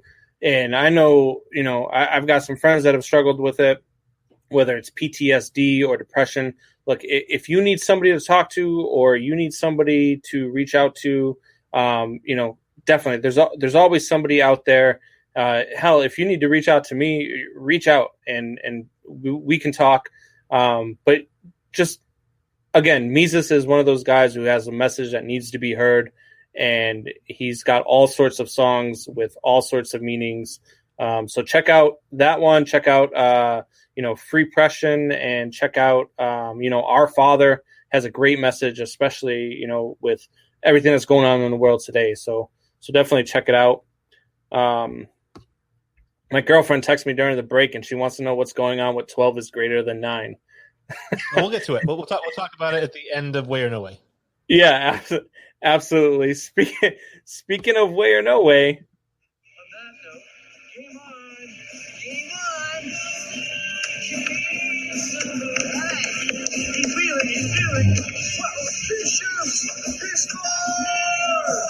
So you guys know the game. This is Way or No Way. And you know how it's played. We will give you an answer, whether it's way or no way. No way. Yes way. Or in Wayne's estimation, kind of way. Yeah. You'll be happy to know I don't have any kind of ways in this list. Oh, that is an amazing thought.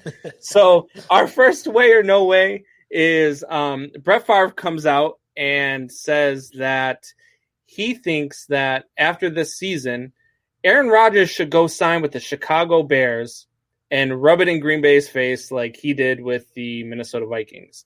And I got to tell you, even though Soup Boss doesn't have his top 10 quarterbacks, and even though I've spent his entire career loathing the man, if he was my quarterback, especially with the options we have now, that would be amazing. So for me, it is definitely a way. Aaron Rodgers should absolutely come to the Bears. If Aaron Rodgers is the Bears quarterback this year, they are the number one seed in the NFC. They are going to the Super Bowl, and they are winning the Super Bowl. They are a top 2-3 team with Aaron Rodgers at quarterback, and to throw it at Green Bay would be absolutely amazing. I know I've got some friends that are watching this that are Green Bay fans. Brad, if you're watching this, I'm sorry, buddy, and I know you're probably vomiting in a bucket, but Aaron Rodgers should absolutely come to Chicago. What do you say, Win? I say no way. In fact, I think if you're going to be like Brett Favre, why don't you be like Brett Favre and make the rookie sit for 3 years before he ever sees the field? And Aaron Rodgers knows what that's like because he had to sit for 3 years behind Brett Favre, who they thought was out of town, and just stuck around and stuck around and stuck around. After they drafted this kid in the first round to be his replacement, he wouldn't let him get on the field. Eventually, it happened, and I think all that time was great for Aaron Rodgers. And if there's anybody that needs it, it's Jordan Love. The guy set an NCAA record last year for most interceptions in a season with 21. He is not ready to see the NFL. He will not be ready next year or the year after that. So if I were Green Bay, I would ride Aaron Rodgers as long as he will allow you, as long as he's under contract, because he will leave and go somewhere else. I don't know if it'll be an NFC North team, but he is going to leave and go somewhere else at the end of his contract. But as long as he's under contract, soak it up, take as much as you can, get as many of those division wins as you can. But that's how I say no way. I say, make Jordan Love wait on the bench for 3 years. That's how you should be like Brett Favre. Yeah, and the difference between Brett Favre and Aaron Rodgers when it comes to that is you could learn from Brett Favre. Brett Favre was the type of guy that could teach you. He didn't want to.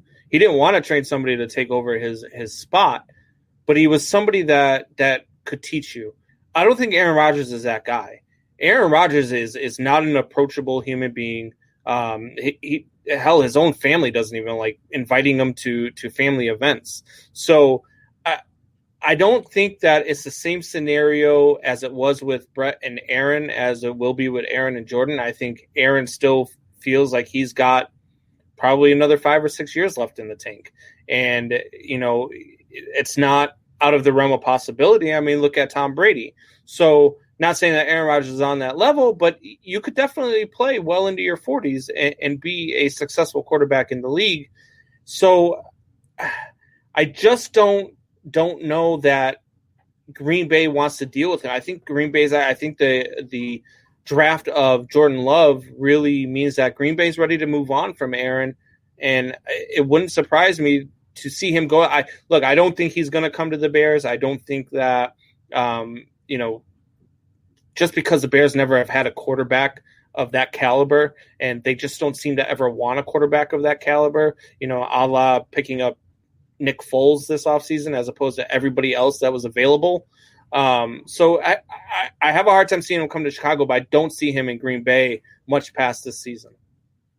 Yeah, I think he is. I think that he only had 6 interceptions last year or whatever it was. He never throws double-digit interceptions. He's a very accurate, very smart quarterback. I understand what you're saying is that he doesn't want to be the mentor, but neither did Tom Brady to Jimmy Garoppolo, and yet Garoppolo was still able to soak up things because just being in the same meeting rooms as that guy, even if he doesn't want to help you, listen to his answers to the coach's questions. Listen to him describe the breakdown when the coach asked him to describe the breakdown. You can still soak up being around Aaron Rodgers, and he is a very, very good cerebral quarterback that you can soak up stuff without his help. I do agree with you that he has no interest in helping because unlike Brett Favre, I think Brett Favre would be like, if you're like, hey, Brett, can you help me? He'd say, No, and he'd just take a couple of Vicodin and a couple 6-packs and he'd be fine. But like Aaron Rodgers, on the other hand, I think Aaron Rodgers is legitimately butthurt by this kid being brought in. And I think that he not only would not help this kid, I think he hates this kid. I don't think Brett Favre hated Aaron Rodgers. That's just his personality. But I think Aaron Rodgers hates Jordan Love and has no interest in helping him whatsoever. So that is the big difference, like you said. But I do think that he can still learn a lot from Aaron Rodgers in those meetings. Soup Boss says you're going to find a way to talk yourself into a kind of way before it's over. Nope. He also says Rodgers can teach you how to spend holidays alone. He ain't wrong. I mean, he's not wrong. Look, I just think, I don't know. I don't see him in Green Bay. I don't think he wants to be there this year. I really don't. And that's why I feel like Green Bay is going to have a down season. Not only do they not have any weapons beyond Devontae Adams, but they just, I don't see him wanting to be there. And then if they start, it's going to be one of those, if they have a stretch of 2 or 3 bad games, the talks are going to start. And I don't think Aaron Rodgers is mentally capable of dealing with that stuff. So I don't think the talks are going to legitimately start within the organization, because anybody who knows football knows that Jordan Love is nowhere near ready to take the reins. I mean, it's like drafting a number 1 prospect in baseball out of high school and then saying, well, Mike Trout's going to look over his shoulder if he strikes out. They're not going to start within the organization, but they are going to start within the media, and the fans might even start booing a little bit. And like I said, Aaron Rodgers is not the guy you want your home fans to start booing, because he is the type of guy who'll take his ball and go home. I agree. Yeah. So, all right. So moving on, we talked about this last week, Soup Boss and I. We talked about the NCAA and, how poor it has been for the football season with their ability to get some actual seasons going. You got some conferences shutting down. You got other conferences saying that they're going to play, releasing their schedule, and then you've got teams that are within the conferences that are shutting down, and they're going out there and practicing the same day that the conferences announced that they shut down. So you got a whole lot of discourse. So the next way or no way is the NCAA failed its players, coaches, boosters, and fans by not coming up with a plan to play a full season. What do you say, Wayne? I say no way, because they shouldn't be playing a season. It's just too dangerous right now. I think that there's no way for them to completely manage it, especially with 136 Division I teams, whatever there is out there, and all the travel and whatnot. And I understand talk about how many hub locations are you going to have for 136 teams, and then you're just going to decide, well, we want the top 25 to play, but not everyone else has to play. It just gets really messy. What they should have done right from the get-go, and I said this on the Dad's debate, I said, back in March or February, they should have said, guys, the season is suspended indefinitely. We will revisit in August, September, right? Because that gives you enough time to get a training camp together, have a season, and then you go straight into the bowl games instead of having a month off between the end of the season and the bowl games. Just go right into them. But they didn't do that. They gave everybody, this idea, hey, we're going to have a season, guys. We're going to have a season. We're going to have a season. And they pumped up everybody's expectations, and now there's not going to be a season. When if they just suspended it indefinitely right from the start, you wouldn't have had those expectations. And then right now they should be canceling the season. I think the Big Ten is making a mistake. I think the SEC is making a mistake. Every team should be canceling the season. I think the NCAA should step in and force their hand. See, that's where I disagree. This is definitely a way. Look, the NCAA, I get what you're saying with the dangers and with COVID and with everything out there. But the NCAA could have turned this around just like Major League Baseball did and say, look, we're not going to send Florida State to go out to Utah and play BYU, but we are going to play interconference schedules. So, you guys are going to stay inside your conference and play inside your conference. The SEC is going to play the SEC. The Big Ten is going to play the Big Ten. The ACC is going to play the ACC, and so on and so forth. And the NCAA just came up with nothing. They had no plan in place, so it doesn't surprise me now that teams aren't playing. It doesn't surprise me now that conferences are shutting down. But the NCAA absolutely could have came up with a plan. Every other league, every other sport is playing, but the NCAA just all they do with these kids is make money and make money and make money. So the billions and billions of dollars that they make off of these kids, They don't care about the money. One season off isn't going to kill the NCAA. They're still going to have the tuitions. They're still going to have all the boosters. They're still going to have everything that they need to have. But you're costing these kids a year.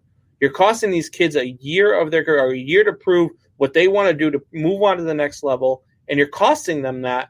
And that's not okay. It's not okay. What the NCAA did is atrocious. Absolutely atrocious. Well, and to quote the movie The Program, this is an institute for higher education, not a football vocational school. And the idea is that, yes, if you're not going to make the kids go to classes, and a lot of these schools are having remote classes right now, if it's too dangerous for the kids to go to class, how can you tell them, but it is safe enough to get on a plane or get on a bus and go to the next game? It's basically prioritizing football over academics. It's prioritizing football over lives. If you're going to protect the life of a science major, the quarterback for the football team equals. They should both be protected the same way. But see, that where you say like that quote from The Program, look, these kids that are going to play football, let's be real. The starters, the guys that are on scholarship, they're not going to class anyway. And if they are, they're going to major in TV watching. That's what these guys do. That's what these athletes do. That's what these guys who are trying to go to the next level do. Now, granted, don't get me wrong. Not every single athlete does that. There are some athletes who go out and they get their degree and they major in study, and they're far smarter than I'll ever be. So I get it. You look at guys like I can't think of his name right off the top of my head, but he's a genius, a Rhodes Scholar, and he played football. So these guys that are going out there, especially these kids that are in situations where if they weren't playing football, or they weren't playing basketball, or they weren't playing baseball, would be stuck in situations that aren't really good for them. They have to go back to neighborhoods that aren't good for them. They have to go back to homes that aren't good for them. Whatever the case is, you're taking that away from these kids. And these kids need this game. They need what they're trying to do to succeed for their families, to succeed for themselves. The NCAA absolutely failed its players, absolutely failed its coaches, absolutely failed its fans and its boosters, 100%. So let's move on, since I just killed you in another debate. Let's move on with another one. No facts, as usual. Hockey is still a better watch than basketball, especially with no fans in the stands. Now, I watched one basketball game today. And I've watched 2 hockey games. And I've watched a bunch of hockey games, but I watched 2 today.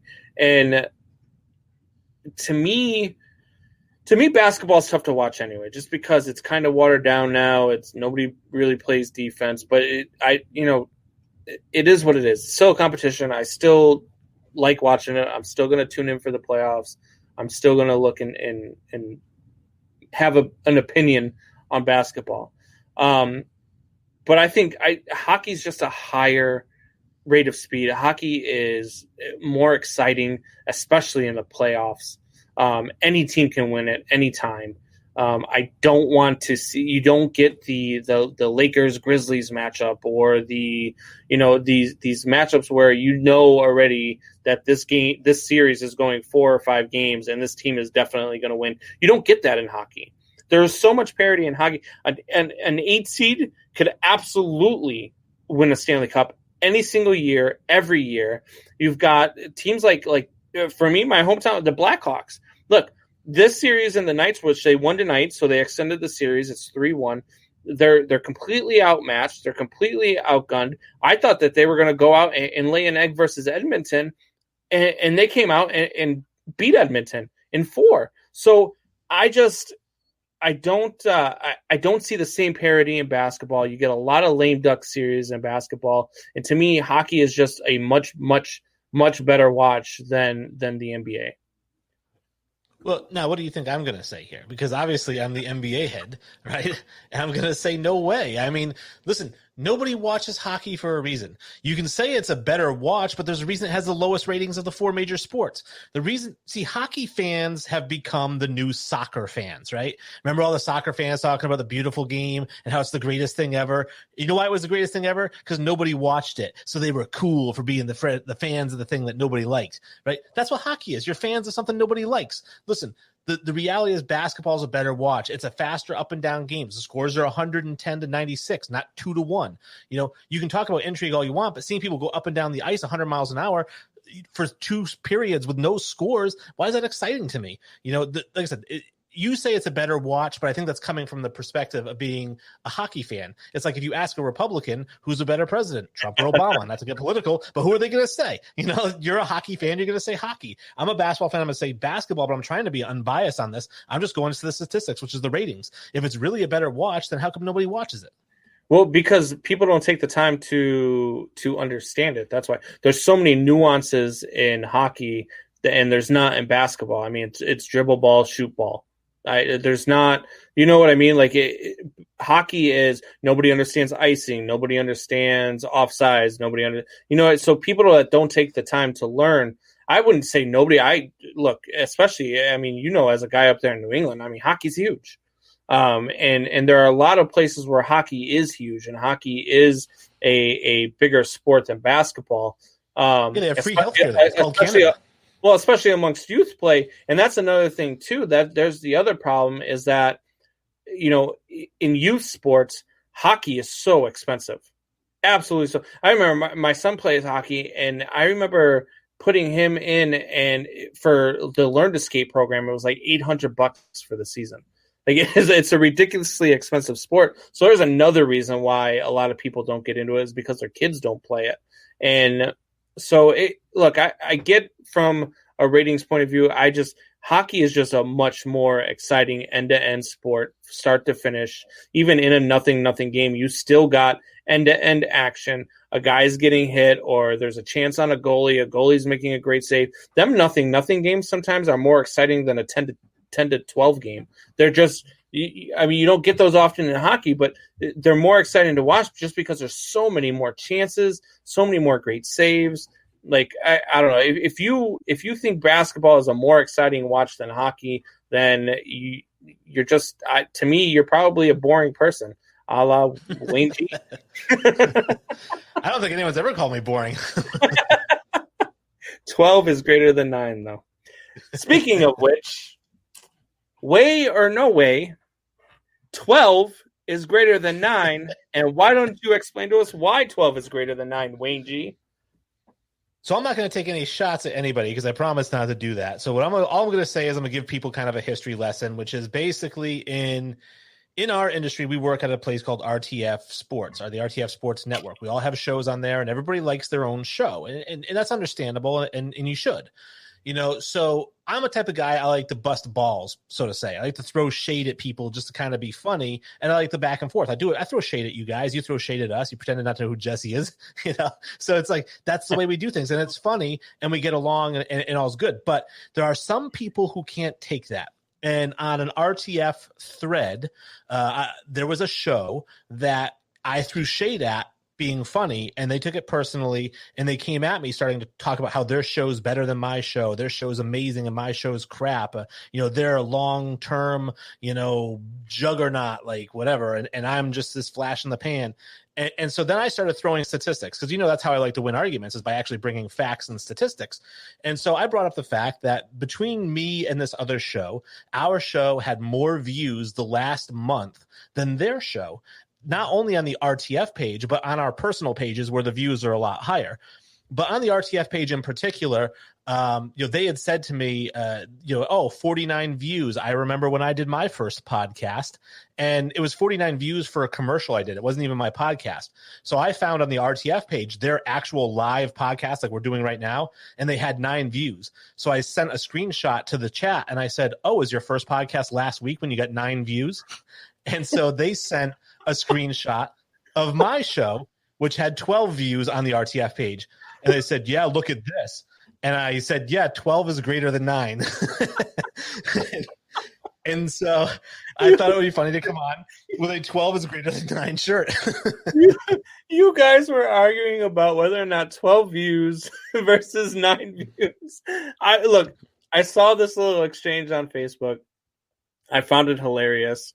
I am a guy, and I explained this to our guy over there, Rapid Dave from Strikeout Beer, because we were talking about this a little bit.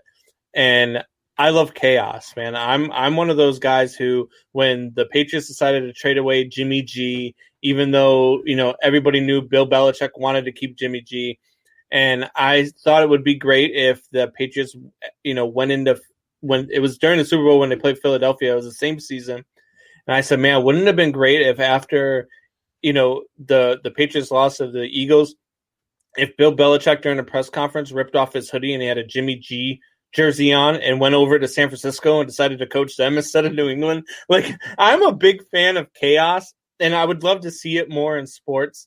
And I know our business, look, this business is cutthroat. The fact that we have the opportunity to do what we are doing now with the RTF Sports Network, I don't take it lightly. I think we have a great opportunity here. Granted, it's not a ESPN or a Comcast Sports or anything like that, but it's still a platform. It's still a platform for us to perfect our art. It's still a platform for us to do the things that we love to do. The great thing about us is that we're not bound by the politics of a big network. And so throwing shade at other shows, joking around, getting there. Look, some people just can't handle it. And Chad Launder chimes in and says, you're a big fan of being a WWE writer. I am. Look, I love the WWE scenarios. I love the idea of a heel turn. And so, some people can take it. Like, look, you can come at me all day and I'm going to laugh. Like, if you say something derogatory towards me and it's funny, I'm still going to laugh. And I'm going to say, wow, that was a good one. I have nothing left to say. And some people just can't handle that. And I think that there are a couple people that are, within the network that would love to talk a whole lot of crap, but just can't take it. And, I think you found one of them, and I loved every second of it. I'm not going to lie. I loved the exchange. I may have been stirring the pot a little bit in there. I may have thrown a couple of jabs trying to get you to go back at him, trying to get him to go back at you. But it wasn't needed. I think that you would. I think you would agree, because you, like I said, you watched the entire exchange. It was eventually deleted, and like I said, I'm not throwing any names out there because I don't want anyone to get hurt again. You mentioned WWE. I will say that this host starts off a show like Hulk Hogan, like, "Thanks for tuning in, brother, to my show." So maybe you'll know who that is, but but. Like I said, you watched the entire exchange and you saw it all play out. In your opinion, without naming any names or wanting to hurt anyone's feelings, in your opinion, watching the entire exchange play out, if it were a boxing match, what do you think the result of that match was? Oh, man. Look, I will just say this. One of you guys would have been declared the winner, and one of you guys would have lost. And you're not wrong. 12 is greater than 9, and I'll just say that, and I will let it go there. So there's the explanation for the live viewers who have been wondering what 12 is greater than 9.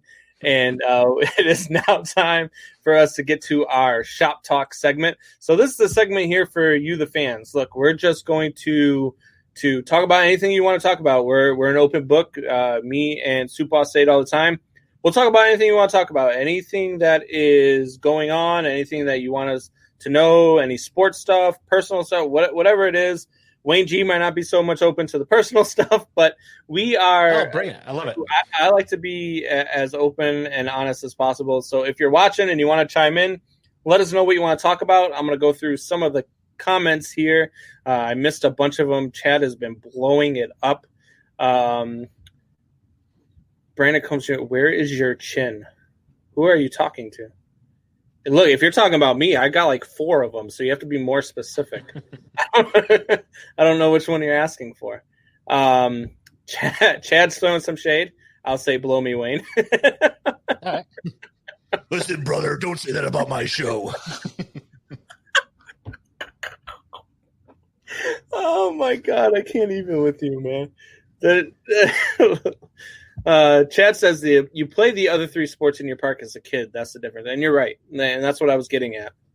Is that the other three major sports that get more attention, especially from the younger viewers, because you can pick up a bat and a ball and you can go play at the park. You can pick up a basketball and go play at the park. You can pick up a football and go play at the park. You can't do that with hockey. And so, I get it. I get why, there's more viewers. Chad, this is for Wayne. How does it feel to be as damn sexy as the guy you are sitting in for? To try to be as damn sexy as the guy you're sitting in for? Well, I mean, it's not a whole lot of effort. I guess, somebody who remembers the Adams administration, I don't really need, all I need to be is, I just need to be younger than you and I'll look good. Oh my, he's only turning 40, right? Oh, okay. So I'm older than him, right? Oh man. Brandon Combs Jr., the Blackhawks won today. Is that a one and done, or do you think they will pull a Cubs? I don't see them coming back down 3-1, not to the Knights. Anything can happen in hockey, though. Look, if Corey Crawford gets hot and stands on his head for the next 3 games, it's absolutely possible. I never say never, but the Vegas Knights are just a more talented team. They have, hell, even their goalie was our backup goalie last year, who we decided to let go and hang on to Corey Crawford. And they're just a more talented team. I think they'll find a way to pull out one of the next, 3 games. The Hawks might win one more and make it really interesting. But if it goes 7, if they do pull it back and make it go 7, I will say that they may have Vegas pinned against the wall, and I do like their chances. But I think this one ends in either 5 or 6, though. So sorry, bud. I know you're a Bruins fan anyway. So, but the Blackhawks I think they're done. Coming from the guy tossing 50s bebop debate. The only thing I like about Chad being gone is there's no big green turd on the wall. So I don't know if you've seen the show, because I see you chime in all the time. So Chad's got that backdrop with all the Boston logos, and I always tell him that it looks like he's got a big green turd on the wall because he's got Wally the monster sitting right behind him. Oh man. So your show here, you had a little bit of technical difficulties with the interview for Ronnie Fields. Have you guys talked about getting him back on, or when you're going to get him back on, or? No, we don't have a date yet. I've been in touch with him, and I'd mentioned that it's really kind of funny that to get him on the phone and to think that I'm actually talking with Ronnie Fields is nuts, and actually seeing him on the video, because we did have him on the video before we got to we had all those technical difficulties. He still looks jacked, like he is like pumped. Yeah. But it was just exciting. He did say he wants to come on, and so we are going to try to work out a date. We had Coach Fields on past Wednesday, which was a great interview. That was a great interview. Oh my God, that guy! I wanted to comment on there, but I didn't want to do it because I just didn't want it to be unprofessional. But I want to be like, hey, will you come on our show? He was amazing, man. He's phenomenal. Yeah. He was a great interview. That had to have been good for you as a host to be able to, because he kind of made it easy, didn't he? Like he almost felt like he was, sitting in as a co-host. Yeah, and that's what we wanted from him. And again, he answered the questions really well. He had a great personality, very gregarious, very thankful and humble as well. He kept saying, "Oh man, thanks for having me on your show. I really appreciate it." He's just so gracious, and he's so wonderful to have on. And like I said, his name is Coach Scott Fields, and you guys should check out his podcast because he has his own podcast. If you like basketball, this guy knows basketball like nobody else. He's just deep in it, right. And so his stuff is really good. So I'd recommend checking him out. And then, of course, this Monday. Right? Yeah, he coached with the Utah Jazz, the Golden State Warriors, Sacramento Kings, and in FIBA, kind of coaching in Venezuela, Puerto Rico, stuff like that. And then this Monday, we're going to have Silk Kozar on. So he played, in White Man Can't Jump, Blue Chips. I've posted a couple of clips from his movies. He was in 3 to Tango. He played Kevin, the gay football player that kind of has a thing for Matthew Perry. Yeah. He's been in a lot of movies. He's been in movies with Clint Eastwood, with Nicolas Cage, with Denzel Washington. We're gonna have him on first to talk about acting, but then we really want to get into Blue Chips and White Men Can't Jump and kind of talk some basketball with him, because he actually was on a basketball scholarship. So if you guys want to hear the answer to this question, here's a spoiler so you guys can tune in, a teaser, maybe not a spoiler. I am going to ask him if the rumors are true that Wesley Snipes, when it comes to basketball, is the real chump. Like, he can't play at all. That should be a good one. Brandon Cove Jr. chimes in with, I know it's early, but do you guys have a prediction for the Stanley Cup Finals? Well, Wayne, I know you don't watch hockey. Do you have a prediction? Probably not. Somebody will hold up a cup, and about 2 million people will see it happen. All right. Look, there's a lot of – it's hard to tell right now. It's still early. We're only in the first round. Vegas looks really strong. The Montreal Canadiens look good in that series against the Flyers. Whoever wins that series can easily come out of the East. The Bruins obviously are the Bruins. And so it's really hard to tell right now. So I don't really have a prediction. If you pinned my ears to the wall and said, hey, look, pick something, I would probably stick with the Vegas Knights. I think that they're probably the Bruins are the Bruins, but Tuukka Rask is out. He's done. Yeah, and so look, Tuukka hasn't really played to par, and the fact that he left, it bothers me that he left. Like, it bothers me that you even showed up and then decided to leave. So for that, I'm very, I hold that against him. What I don't hold against him is for saying, hey, guys, you know what? Look, I tried. My head's not in it. I'm out. So it's kind of a catch-22 for the guy, because you're going to catch a lot of flack from hockey fans just because, look, hockey, and I've said this before, hockey players are the baddest men walking the planet. I mean, you've had literally, you had a guy die on the bench, get resuscitated behind the bench, and then as he gets resuscitated, ask if he can make his next shift. These guys are nuts. They are crazy, and they are badasses. So when you do something like this, you're going to have a hard time coming back from it, especially in your own locker room. Tuukka is, for me, I'm okay with him leaving because he wasn't playing well anyway, and his head wasn't in it. But to me, at that point, you probably should have just stayed home to begin with. They do have a very good backup. So I think that they'll be all right. And they're, look, it could be, they could come out of the East. They could come out of the East with a backup. I'm not even going to say that they can't. Anybody in hockey can win. The Blackhawks could still, even though I picked Vegas to win the Cup, the Blackhawks can still come back in this series. Not likely, but it's possible. You just need a hot goalie. And Halak out in Boston is just, he's a phenomenal backup. He was a starter over in Montreal for a little while. The guy is a really good goalie, so they're not out of it yet. So let's see here. What else we got? Wayne is the guy who thinks NASCAR is better than F1 because more rednecks show up. I don't even know what that means, but maybe the reason that I thought Chad was so much older is because he's the kind of guy who likes to sit on his porch and watch the same car go past his house 200 times. But nobody's watching either one of those sports, my friend. Oh, man. Look, I can't get enough of hockey. I love hockey.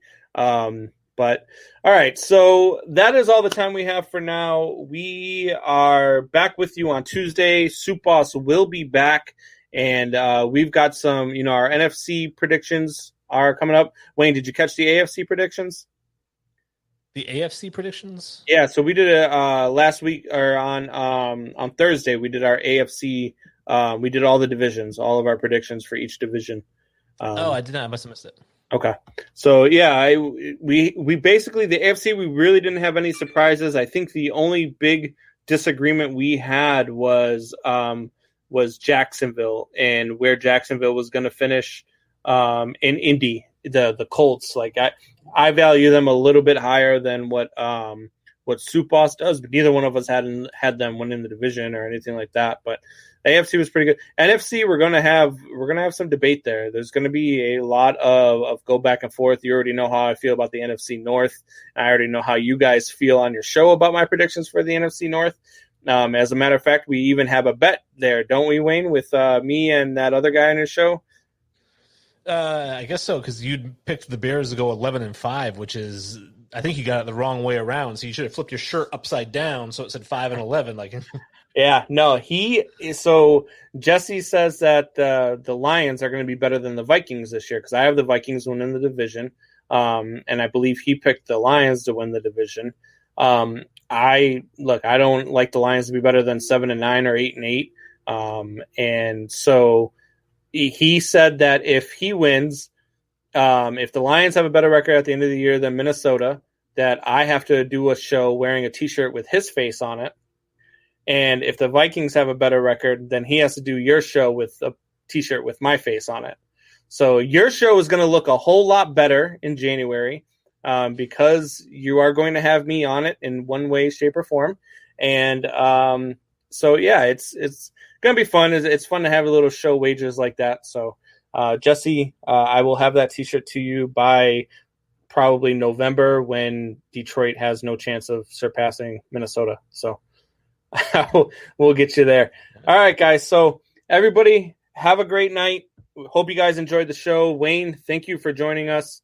And we will see you soon. And again, guys, if you haven't caught Infinity Sports yet, you're missing something. Go check out the guys over there at Infinity Sports. Sully and Wayne G do a phenomenal job. Go catch those guys. And we will talk to you guys on Tuesday with our NFC predictions. Goodbye.